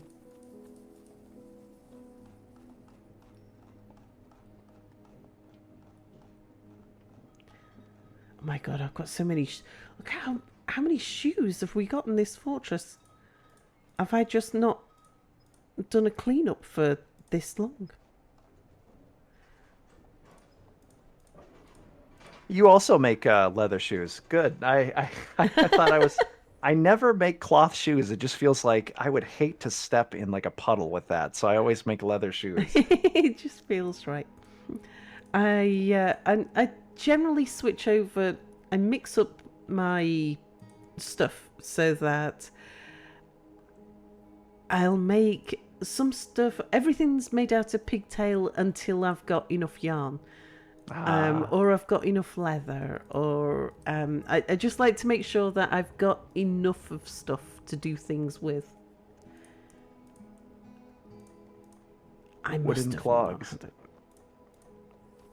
That might be in a mod, perhaps a pips. I know it's parapsis, but I always pronounce it periapsis as perhaps a pips. I'm guessing I haven't had a cleanup of old clothes for such a long time. For some reason, my dwarves aren't discarding their old clothing. It's winding up in their rooms, and they won't get rid of it. I'm just wondering if I've got...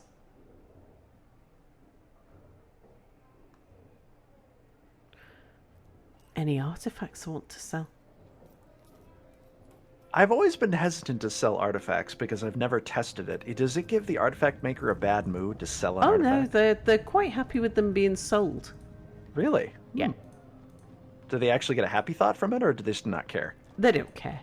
They're quite happy with them being sold as long as they're not destroyed or stolen. Ah. That'd be a good way to get rid of some weird artifacts. I usually end up just making a vault. I have such a problem with stealing that putting artifacts out is just a guarantee you're going to lose them. Yeah, if I can build them into something like artifact weapons, I usually put into traps. So I'm just not sure about... I've got, 1, 2, 3 artifact weapons there. One of which is has got reasonable value. Before You'll I probably ask be able them to buy the whole thing of yeah, that. I just want to see where that is.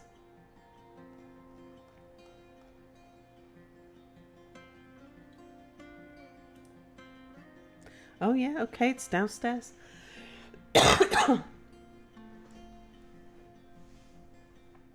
Your throat holding up okay? Not doing too bad, actually.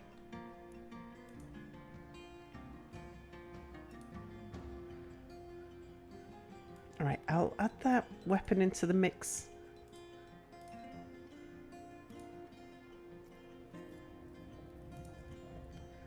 Just to make sure I've got some value. Right, we'll let them drag all of this stuff in. Meanwhile, our There's librarians... a horse in the wall. Yeah. Doesn't seem goodness, to 5 cause horses. them... Yeah, it doesn't seem to cause them any problems. I guess horses are naturally underground creatures. Someone in my chat says, "Hey Sal, maybe take a drink." I'm wondering if you've hydrated. Constantly. That's from Wanderer.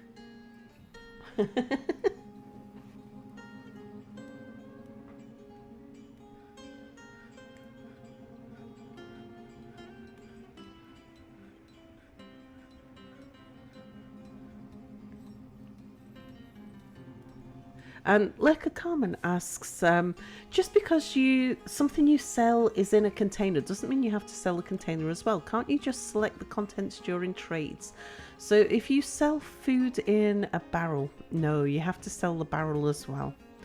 There are some things that you can sell individually. So stuff that's in a bin, for example. You can have them carry a bin full of stuff to a trade depot and then sell the individual stuff. But yeah, if something's in a barrel or a pot, then you're selling the container too. On that note, slightly related note, if you're selling anything to elves and don't want to make them angry, since they get angry if you try to sell them anything of wood, you cannot even sell items out of wood bins. Oh, really? Because they get angry even if it's inside of a wood bin. Even if you don't sell the bin? Yep. At least Well, it used to be, at least. Hold on, I'm having someone in my chat say yes, you can. Did they change that? Because I had it where they got mad just because it was in the bin. Must have fixed it. Maybe because there's a lot has changed with trading with elves. Because now you can't sell them any plant or animal product at all. Because I used to do a roaring trade in bone artifacts with the elves. Yeah, I ran into that recently too because I was selling goblin loot that I'd taken off of raiders, and they got mad because goblin loot's 95% animal product.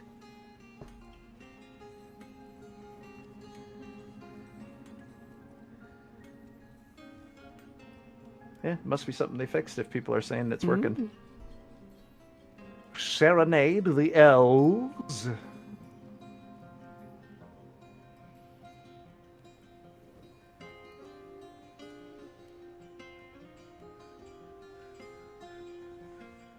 Right, while they're carrying stuff there, let's go see what's going on upstairs.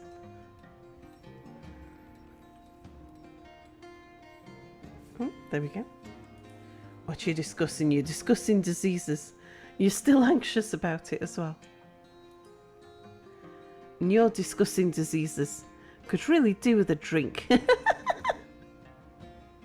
Man, talking about a skin-eating disease really makes me thirsty.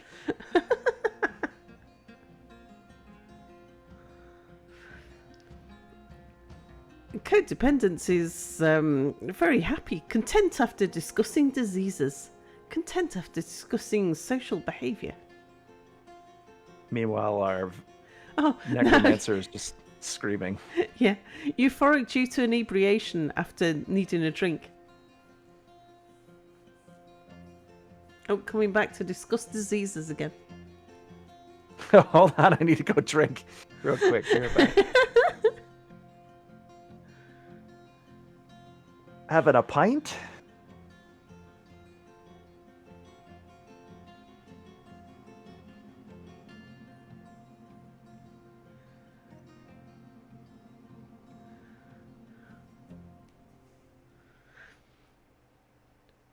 Obviously, remembering the time that she saw a very tastefully arranged door. I've got 2 artifact doors into the fortress, and Ooh. I've put them both as the entrance where they pass through to the trade depot, because almost everybody gets involved in hauling stuff to the trade depot. Yeah, that's a really good idea. And then they get that positive boost to keep them going.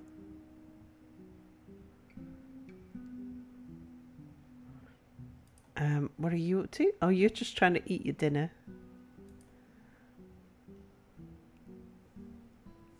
We need to find a better way than those of before. He wants to learn and talk about it, but he just hates doing it. Indeed.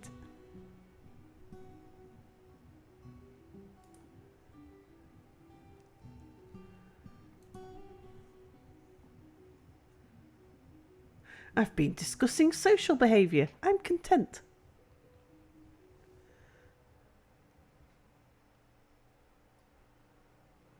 It's interesting that necromancers get that trauma where they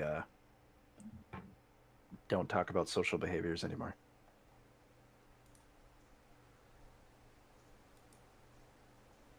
Or they get nervous about talking to other people, that is. Yeah. Right, let's go down, just check on stuff being taken to the trade depot.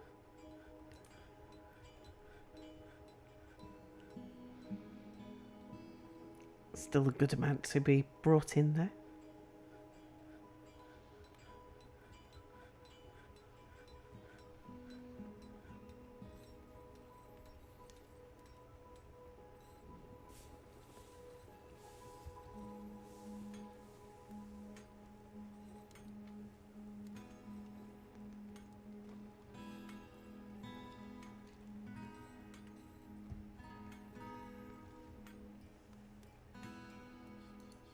Wonder how many choirs we've made now.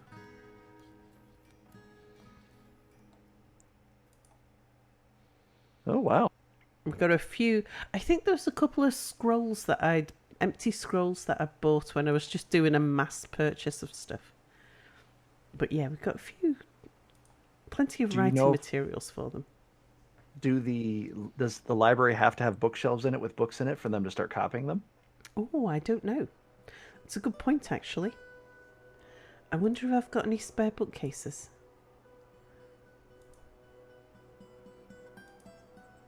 Apparently. Yeah, I've got one at least.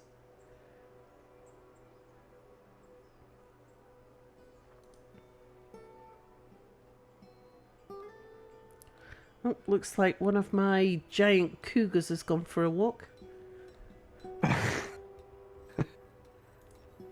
It's funny just to imagine these enormous murder animals just going for a delightful little stroll. I was digging out some zones, some areas down below for storing all of my animals because they're all very crowded into places.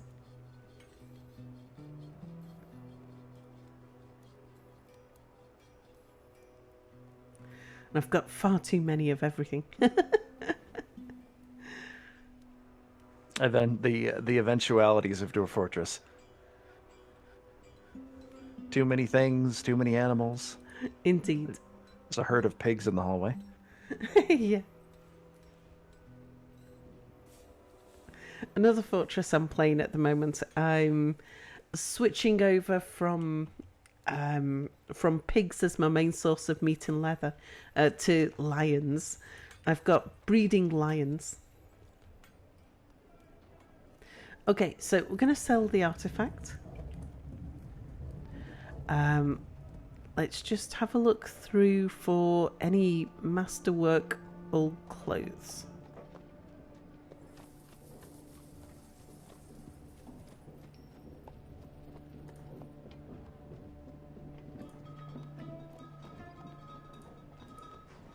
It's amazing how much value you get out of that stuff. Yeah. I used to trade. I try to avoid selling prepared food. Did they nerf that? I can't remember. I started avoiding doing it because it felt cheaty. But you used to be able to buy an entire wagon with just a couple barrels of prepared food. The highest price I've seen from prepared food at the moment has been 4,000 or 5,000. But that sounds about right. That's taken a really highly trained chef and some fairly exotic ingredients. At the start, I've found that they've only been worth a couple of hundred. I noticed that too. Two people, and one person in my chat, one person in your pet, just said it's been nerfed, but it's still pretty ridiculous. Still pretty OP. That sounds about right, especially for 4,000. Because once you have a masterwork chef, you're cranking those out. Indeed. Frequently in my older forts, I tend to have just rooms filled with food, massive rooms.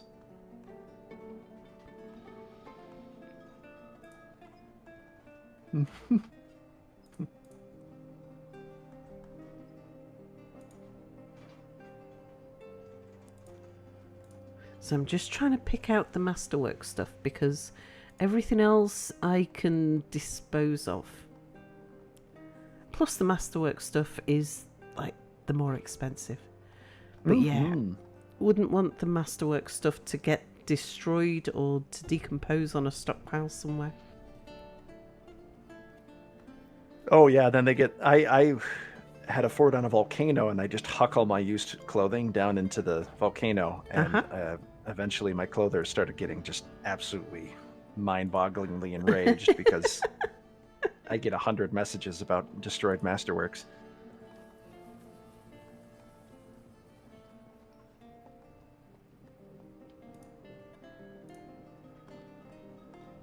So you can split them. You can put down stockpiles where you separate the quality. And that's something I could do, is just have a stockpile of... It's hard to split out the worn clothes from the available clothes, but you can certainly separate out the masterworks from anything else.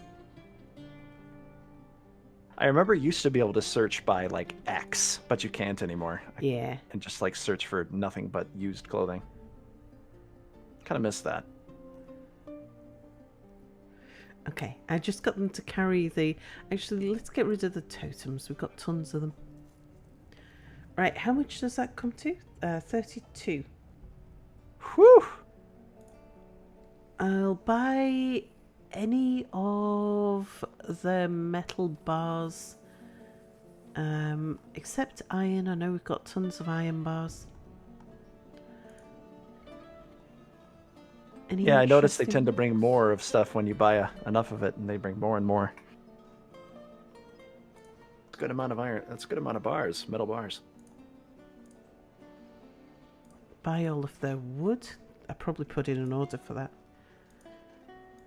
Something I learned recently from Gwillem is that a really good way to look through these menus is if you hold down Shift with the scroll wheel, you actually move a whole screen. Oh, yeah. One tick. That saved me a lot of trouble when I learned that. Also, what you're doing right now is a really good technique that I'm gonna, I think, start using too. Just collapse it. Yeah. Just wondering if they brought me any bins of stuff.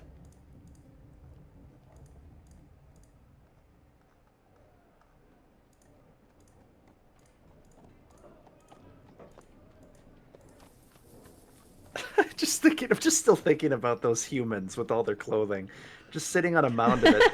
The stock market's gonna turn around, man. Just you wait. Then I'm gonna be laughing. Jimmy, get in your room and throw out these socks.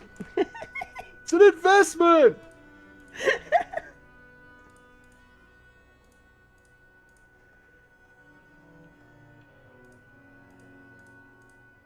Right, we should be getting up to the books now.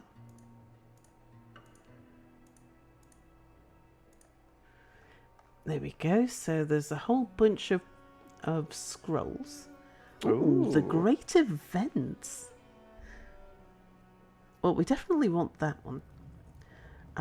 We've probably already bought the animal diseases. Give me dissection. Wow. Value of 666 as well. Yeah. That's a blank scroll. We'll put that in the library, sure. But I'm interested in what the great events is. I presume it's a historical thing. Yeah. Or the story of a... it's got the animated Hobbit movie. The greatest adventure. You ever seen that, Sal? Doesn't ring a bell. Was that the Hobbit movie? Was that the one that came in 3 parts? No, it was an 80s movie, and it was a cartoon, and it was a lot more sing-songy. Pretty good. Oh, I must have seen it. I must have. Can't remember it, but I have a terrible memory for these things, which is great because it means I can rewatch all of my favorite films over and over. Right, yeah. Rankin Bass, yeah. They also made an animated Lord of the Rings movie, which was pretty good too. There's some really good songs in there. Yeah, when there's a whip, there's a way. Also, Down Down to Goblin Town. That holds a place in my head. Or 15 Birds and 5 Fir Trees. I'm going to be sending them away with a huge profit. How about we buy some cheeses? I'd like to buy some cheese. And how about we buy some leaves and fruit?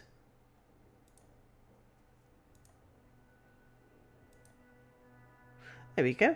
I always like to send them away with a very high profit, but not like 10,000. That's a very, yeah. That's a healthy profit. They'll be ecstatic with that. Okay, yeah, he's ecstatic with the trade, and he recognizes that Twilight's speech is a great treasure. Good. Right. Let's. Oh wow, I've never seen that before. That's neat. No trader needed. And we can go and keep an eye on what our scholars are up to and see if having a bookcase changes any of their behaviour up here. That's an amazing head of hair. Who's that? Oh, it's Sod too. Son of Eonek. Who was a child born in our fortress. Has now... Oh no, came as a child to the fortress, I think. When Eonek and his child came to the fortress. Has been living here for a long, long time. He's now 25 years old. But yeah, his didn't he have somebody? He had a bad time with something, didn't he? Chiller Whale says, "Hey Sal, I'd love to see a future deep dive on relationships." Oh.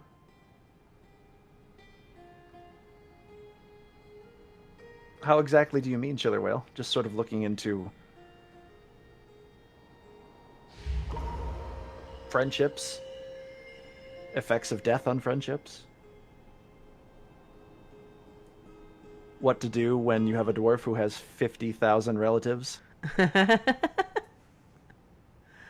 Usually I flag them as a vampire. That used to be the way you could find out if they were a vampire. They had a million relatives, although now that seems to be most dwarves. I thought it was him whose father had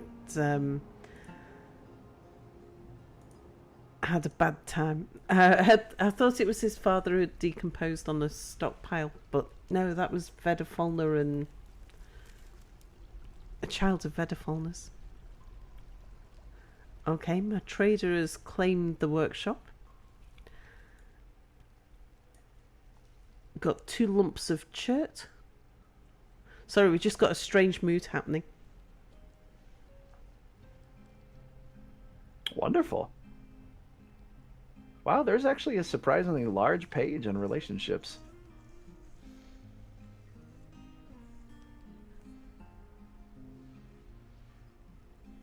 After night troll relationships. After abducting someone, a night troll makes its victim into a prisoner and becomes an in-prisoner. Relationship may be seen in Legends mode, if using Dwarf Hack, in the Thoughts and Preferences screen. Then the prisoner and prisoner may become just ordinary spouses. So like a Beauty and the Beast type situation. But they will convert them to their own species so they can mate. Oh, wow.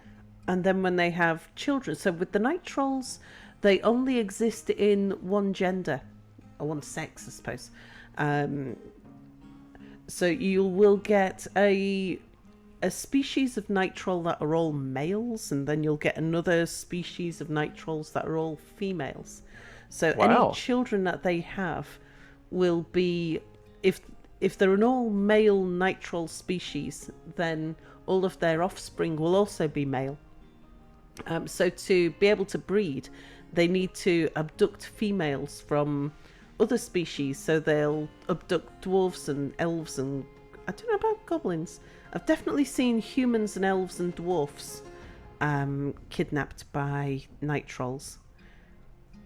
And scary stuff. Interesting horror monster aspect though. Yeah. Got a question in the Kitfox chat. Why would the devs have the game track trading goods once it leaves your fort if it'll eventually affect performance? Is it just because of adventure mode? To say just because of adventure mode is downgrading it a little.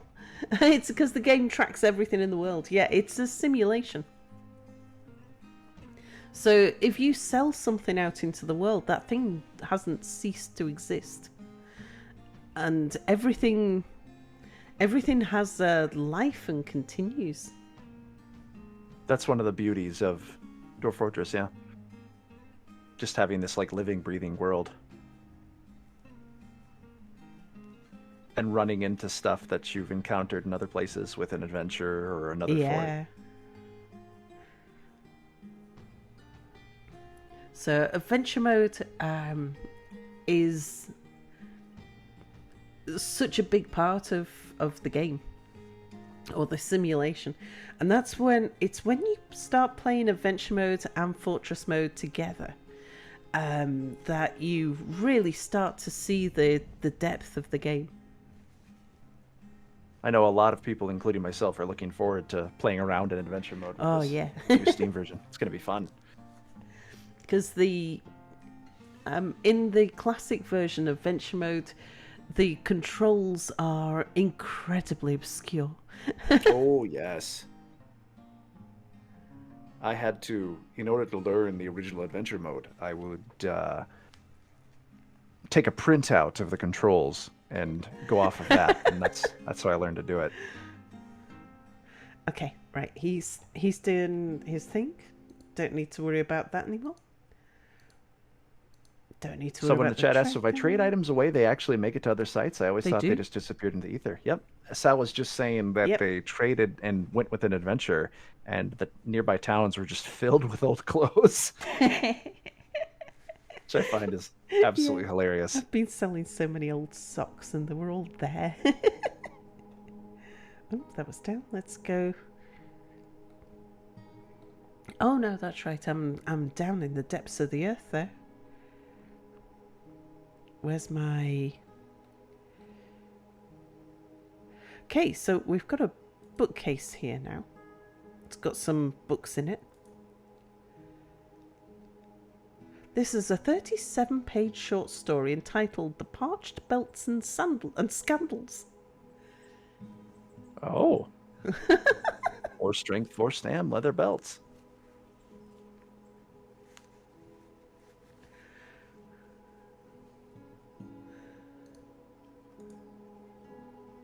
Uh-huh.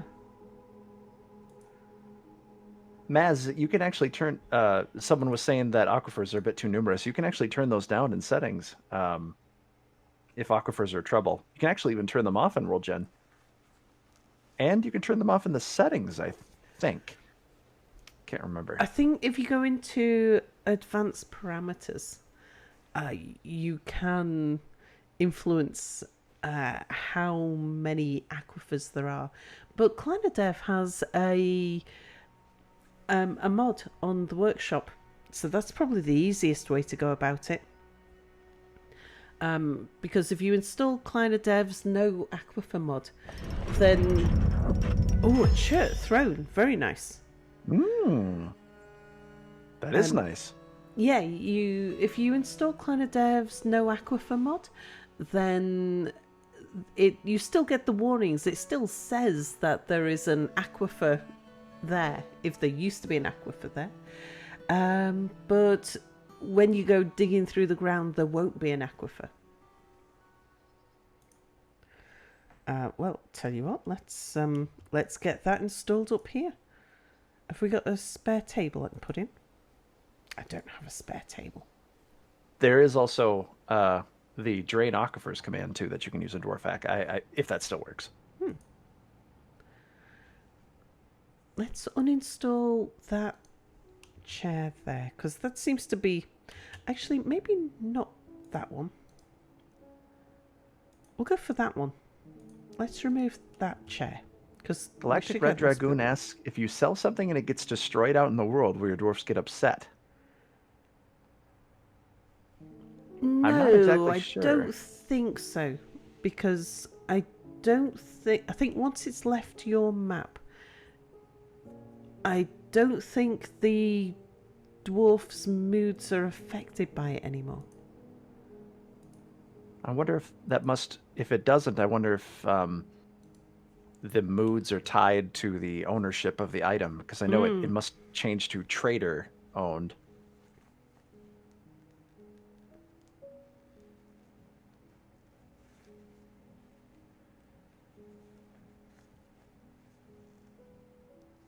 How deep down have you started digging in your fort? Have found any magma sea yet? Yeah. So in this fortress, we are down to the magma sea. I've got, let me see, if I go all the way down to the bottom.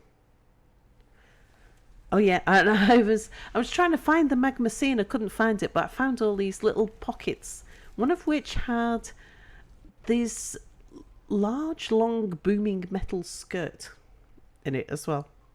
Nice. That's actually you've One of those managed to artifacts.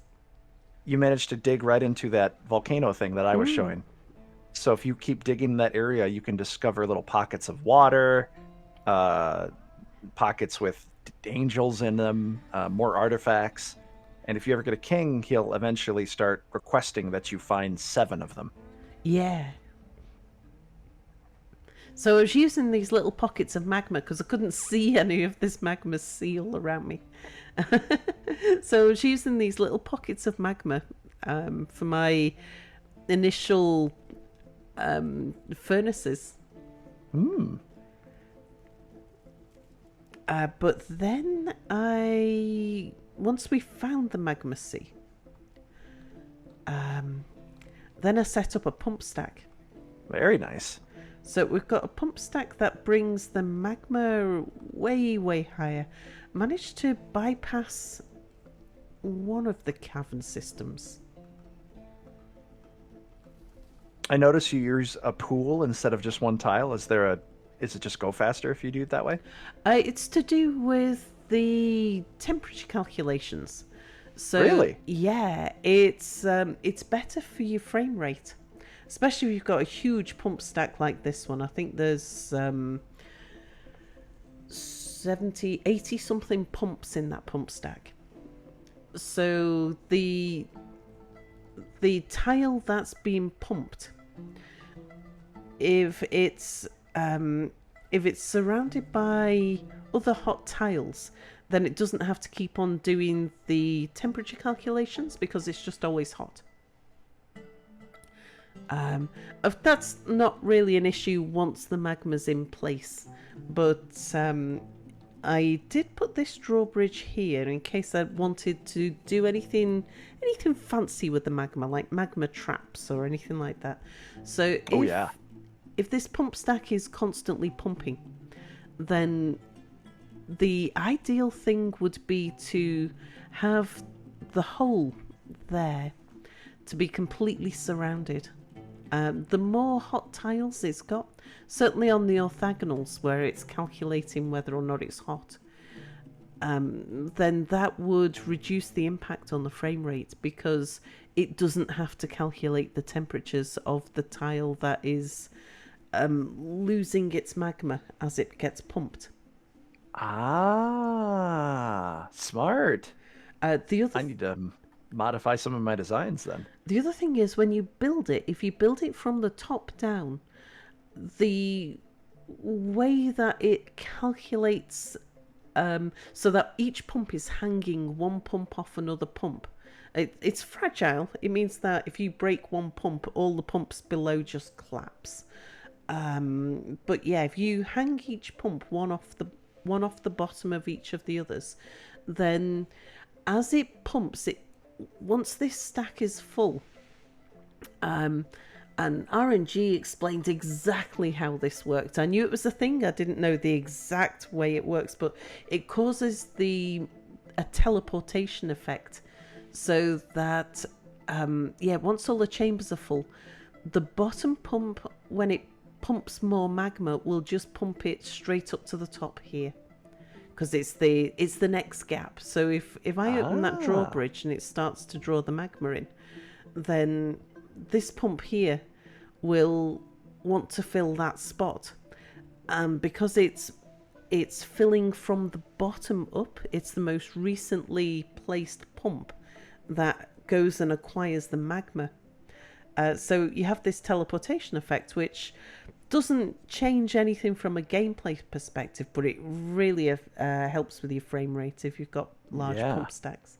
But yeah, I need to move all my furnaces up here because they're still going all the way down there at the moment to use the furnaces. So I've got this big furnace room in place with all the magma underneath it, but I just haven't moved the stuff up here yet. The endless projects of Dwarf Fortress. Indeed. Let's see what's going on up here. So, Oak Tree, you're still discussing social behaviour. Oh, but you're interested after reading classic reproduction. I see. He's a traditionalist.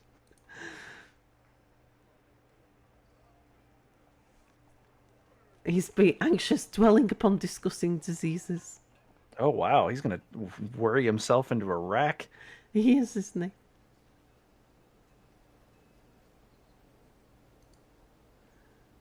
Yes, lots I of wonder people. if he's going to get used to it or if he's just going to be just a mess.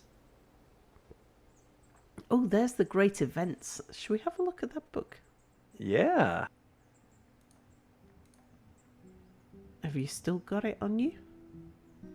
I think so. It says Hall. Ah, there it is. This is a finely crafted porcupine parchment scroll. The rollers are made from serpentine. Written on the items a manual entitled The Great Events, authored by Kata Raranidal. It concerns the nature of events. Oh. Writing is quite self-indulgent. Overall, the prose not awful, but not very good either. Huh. Just events. Indeed. You can tell it's an event by the way it happens. Oh, look at that. We've got 2 copies of Dissection, the Easy Way. I wonder Concerns if the dissection of creatures. The writing indulges the author's every whim. Overall, the prose is splendid. I wonder if that's because someone's made a copy of it. Maybe. In one of the blank scrolls. Or whether I've just bought 2 copies. It could be either. Are you noticing your count of codices and scrolls have been used up? I'm making them... Oh, yeah, there's less quires in here. Classic reproduction, is that different from modern? Asked someone in your chat. Yeah. And several stages of development of the theory of... Yeah. So if I have a look in my quires...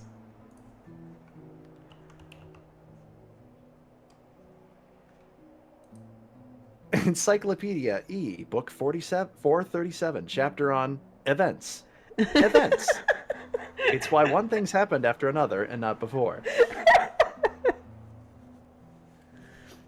Yeah, I've got 2 quires here. Dissection the Easy Way and Give Me Dissection. Give me dissection or give me death, I suppose. Look at all those books. Yeah, so these are all the blank quires I've had made. Because I did tell them to make me 100. But 2 of them have got stuff copied into them. So there's... we're starting to see some action up here. Mm-hmm. I don't know about the scrolls. Actually, I should have had a look at the scrolls while we were at it. Harder to tell with the scrolls because... Oh, Give Me Dissection. So that's maybe that was the original one. Then there's... If it... Uh-huh. If it's listed... I know I was reading that the necromancies can be written on tablets. Are tablets listed under just tools or any particular category? Tablets... I don't think the dwarves can make the tablets. The tablets or the slabs are created by the demons... or the gods. So, and it's one of the ways that the secrets of life and death are first introduced into the world.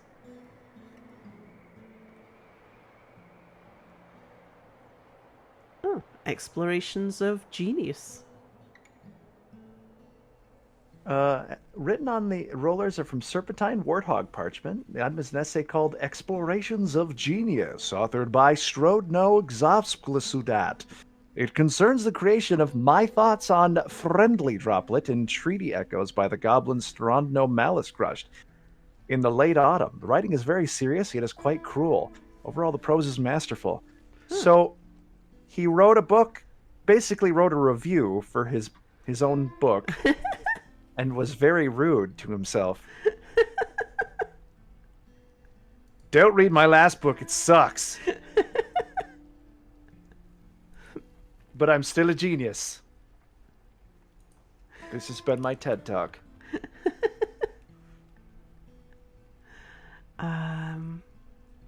Just looking to see the word interpreted. I suppose I should say TEDx Talk. Orca Commander says goodnight. Good night, Orca. They say goodnight to you, Sal. Good night. Yeah, we are actually reaching the end of our allotted time. Sounds good. It was a pleasure. You'll have to let me know how it goes with... Yeah, we'll see whether or not we Necromancer. get a secret of life and death. It might take some time. But I think, hopefully, eventually, we'll get there. Give them enough books. Yeah. And if anyone has any Enough concerns or time. questions about libraries or necromancers, you can feel free to stop in on the KitFox Discord. They have a wonderful chat there for questions where a lot of questions get answered. Indeed.